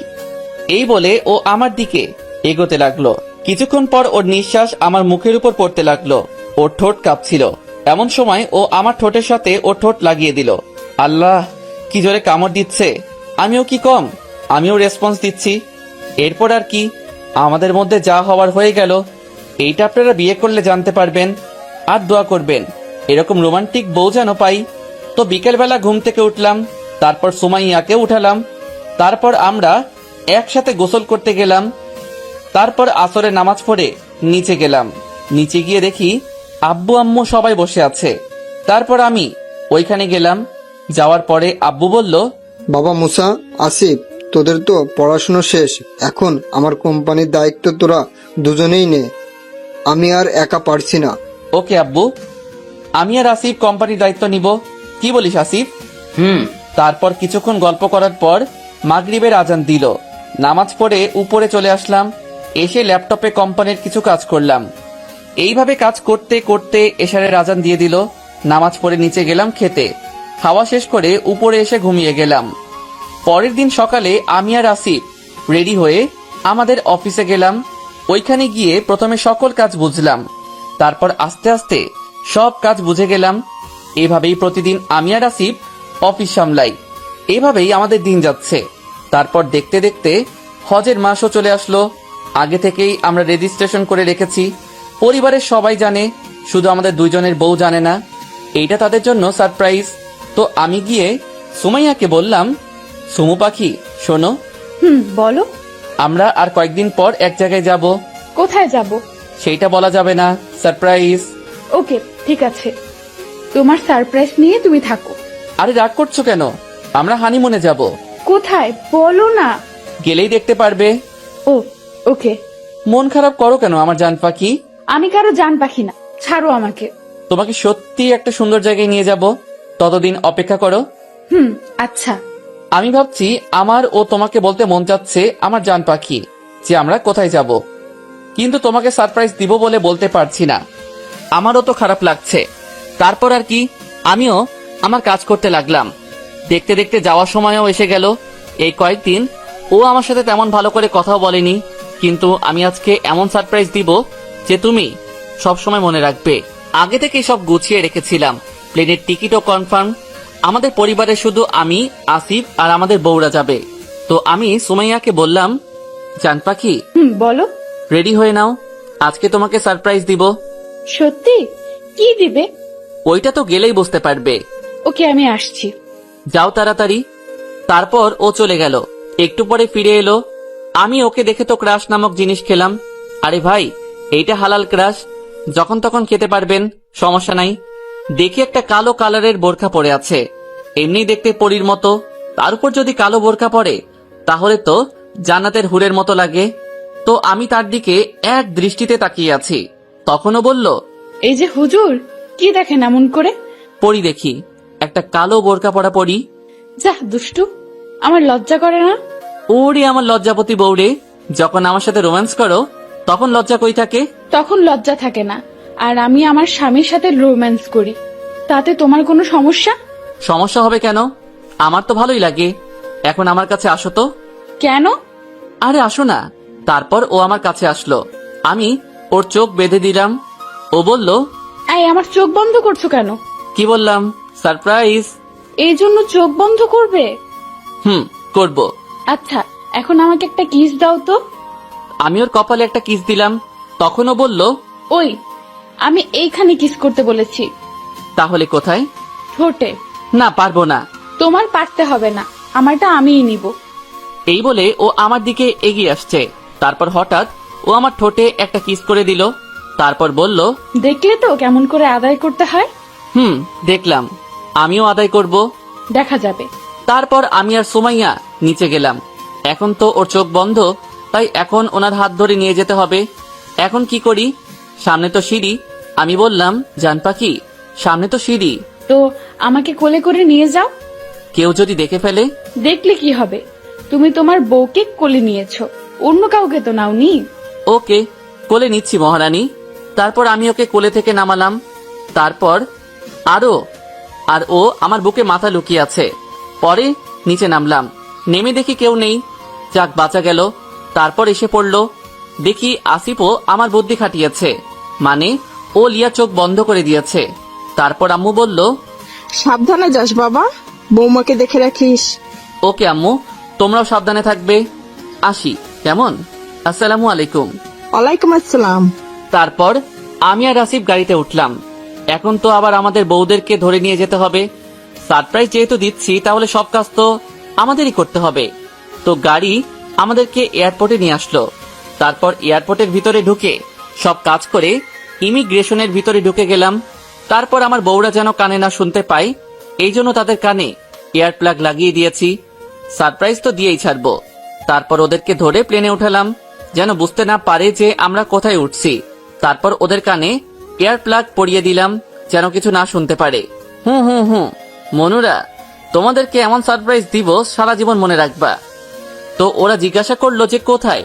আমরা বললাম, আছি একটা জায়গায়। তা তো তোমাদের বলা যাবে না। তো প্লেন ল্যান্ড করলো, কিন্তু ওরা কিছুই বুঝতে পারলো না। তো তাদেরকে নিয়ে আগে মক্কা গেলাম। ওরা কিছুই জানে না যে আমরা কোথায়, কিছুই বুঝতে দেইনি, এমন ভাবে নিয়ে এসেছি। তো দেখতে দেখতে মক্কায় চলে আসলাম। তারপর তাদেরকে একেবারে মসজিদুল হারামের সামনে নিয়ে আসলাম।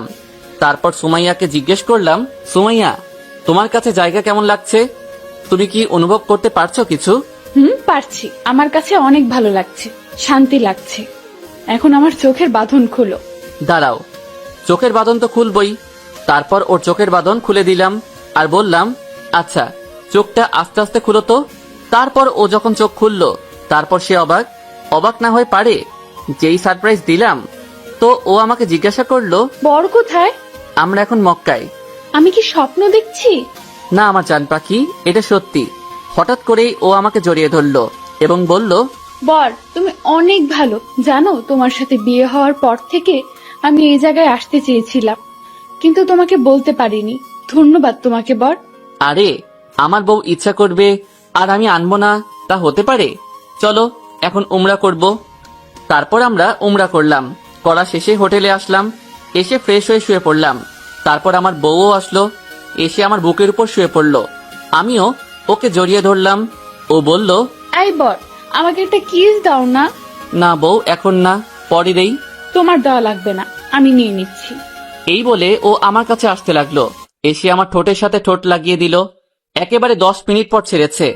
আল্লাহ, কি একটা বউ পাইলাম, যখন তখন কিস করে। তারপর আর কি ঘুমিয়ে গেলাম। তারপর বিকেল বেলা উঠে ফ্রেশ হয়ে আসরে নামাজ পড়তে গেলাম। হোটেল থেকে বের হয়ে যখন নিচে নামবো, তখনই সুমাইয়া মাথা ঘুরিয়ে পড়ে গেল। সাথে সাথে আমি ওকে ধরে রুমে নিয়ে গেলাম। তারপর ডাক্তারকে ডেকে নিয়ে আসলাম। উনি চেক আপ করে যা বললেন, তা শুনে আমার যে কি খুশি লাগছে বলে বোঝাতে পারবো না। উনি বললেন যে সুমাইয়া মা হতে চলেছে। তারপর উনি চলে গেলেন। তারপর আমি সুমাইয়ার কাছে গিয়ে বললাম, জান পাখি শুনেছো ডাক্তার কি বলেছেন? এখন থেকে তুমি কোনো কাজ করবে না, যা লাগবে আমাকে বলবে, তা না হলে আমাদের বেবির ক্ষতি হবে। আমি কোনো কাজ করব না, কিন্তু আমাকে এখন একটু আদর করো। এখনো তোমার আদর খেতে মন চাচ্ছে? তোমার দিতে হবে না, আমি নিচ্ছি। এই বলে আবারও আমার ঠোঁটের উপর অত্যাচার করলো। তারপর এইভাবে দেখতে দেখতে হজের দিন চলে আসলো। খুব সাবধানে আমি ওকে নিয়ে হজ শেষ করলাম। তারপর দেশে চলে আসলাম। এসে সবাইকে খুশির খবর দিলাম। সবাই তো মহা খুশি। তারপর থেকে সবাই ওর খেয়াল রাখতে শুরু করলাম। এর মধ্যে লিয়ারও সুখবর আসলো। তারপর সবাই আরো খুশি। এইভাবে আমাদের দিন চলছিল। আমি ওকে অনেক কেয়ার করি, কোনো কাজ করতে দেই না। একদিনও বলল, এই বর শোনো না, বউ বলো। যদি আমি আমাদের বেবি জন্ম দিতে গিয়ে মারা যাই, তখন তুমি আরেকটা বিয়ে করে নিও। আমি ওর কথা শুনে আমি কান্না ধরে রাখতে পারলাম না।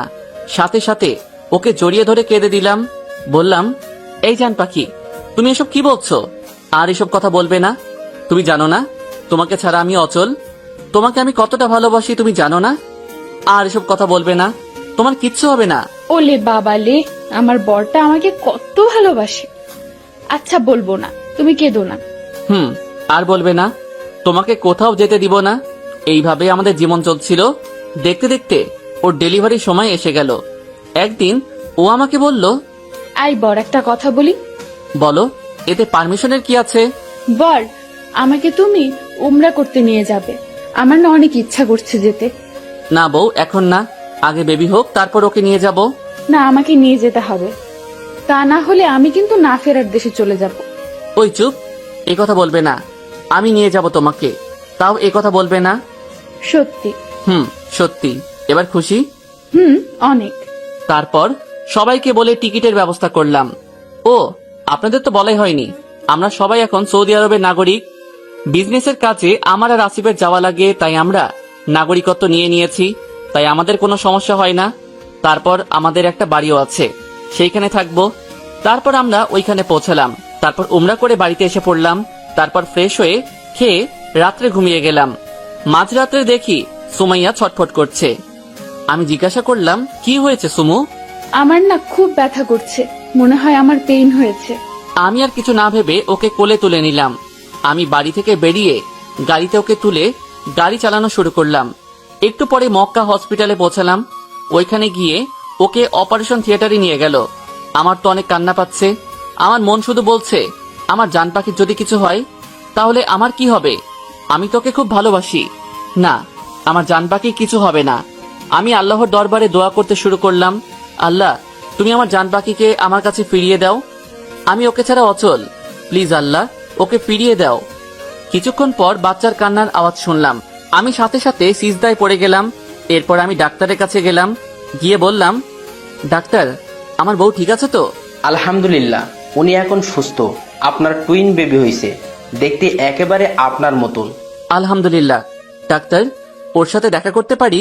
জি পারবেন, ওনাকে কেবিনে শিফট কর। তারপর আমি ওর কাছে গেলাম, গিয়ে দেখি ও আমার বেবি দুইজনকে আদর করছে। তারপর আমি ওর কাছে গেলাম, সাথে সাথে ও আমাকে জড়িয়ে ধরে কান্না করে দিল। আমি বললাম, এই পাগলি, কান্না করছো কেন? এই তো আমি এসে গেছি। জানো, আমার না খুব ভয় হচ্ছিল, যদি আমার কিছু হয়ে যেত তাহলে। ওই চুপ, আর একটা বাজে কথা বলবে না। দেখো আমাদের বেবিগুলো কত কিউট, একেবারে তোমার আর আমার মতো। আমি তারপর আমার বেবি দুজনকে কোলে নিলাম। একটা ছেলে, একটা মেয়ে বেবি হয়েছে। ছেলেটা একেবারে মায়ের চেহারা পেয়েছে, কিন্তু চোখগুলো একেবারে আমার মতো, আর আমার মেয়েটা তো একেবারে পরীর মতো হয়েছে। তারপর সুমাইয়া বলল, আচ্ছা, আমাদের বেবির নাম কি রাখবে? আমার বাবার নাম রাখবো ইসমাইল ইব্রাহিম, আর আমার আম্মুর নাম রাখবো রাইসা ইব্রাহিম। অনেক সুন্দর নাম, আমি এই নাম পছন্দ করেছিলাম। তারপর ওকে আরো 2 দিন থেকে ওকে রিলিজ দেওয়া হলো। তারপর আমরা বাড়িতে চলে এলাম। এসে আরো কিছুদিন থেকে বাংলাদেশে চলে আসলাম। কাউকে কিন্তু কিচ্ছু বলিনি, সবাইকে সারপ্রাইজ দিব। তো বাসায় এসে কলিং বেল বাজালাম। তারপর দেখি আম্মু দরজা খুলে আমাদের দিকে তাকিয়ে আছে। তারপর আম্মু জিজ্ঞাসা করলো, বাবা তোরা এসে গেছিস? আর এই বেবি দুটো কে? ওরা তোমার নাতি নাতনি, ইসমাইল আর রাইসা। সত্যি ওরা আমার নাতি নাতি? তারপর আম্মু সবাইকে ডাক দিল। সবাই এসে আমাদের দেখে অনেক খুশি হলো। সবাই তো আমার বেবিদের নিয়ে ব্যস্ত, সবাই কত খুশি, আমার দেখেও অনেক ভালো লাগছে। এইভাবেই আমাদের দিন যাচ্ছিল। কয়েকদিন পরে আসিফেরও 2টা বেবি হলো। তাদের নাম রাখা হলো ইউসুফ ইব্রাহিম এবং আয়শা ইব্রাহিম। এইভাবেই ভালোবাসার মানুষের সাথে খুনসুটি করে আমার দিন যাচ্ছে। আপনারা দোয়া করবেন যেন আমরা পরকালেও একে অপরের সাথেই হতে পারি।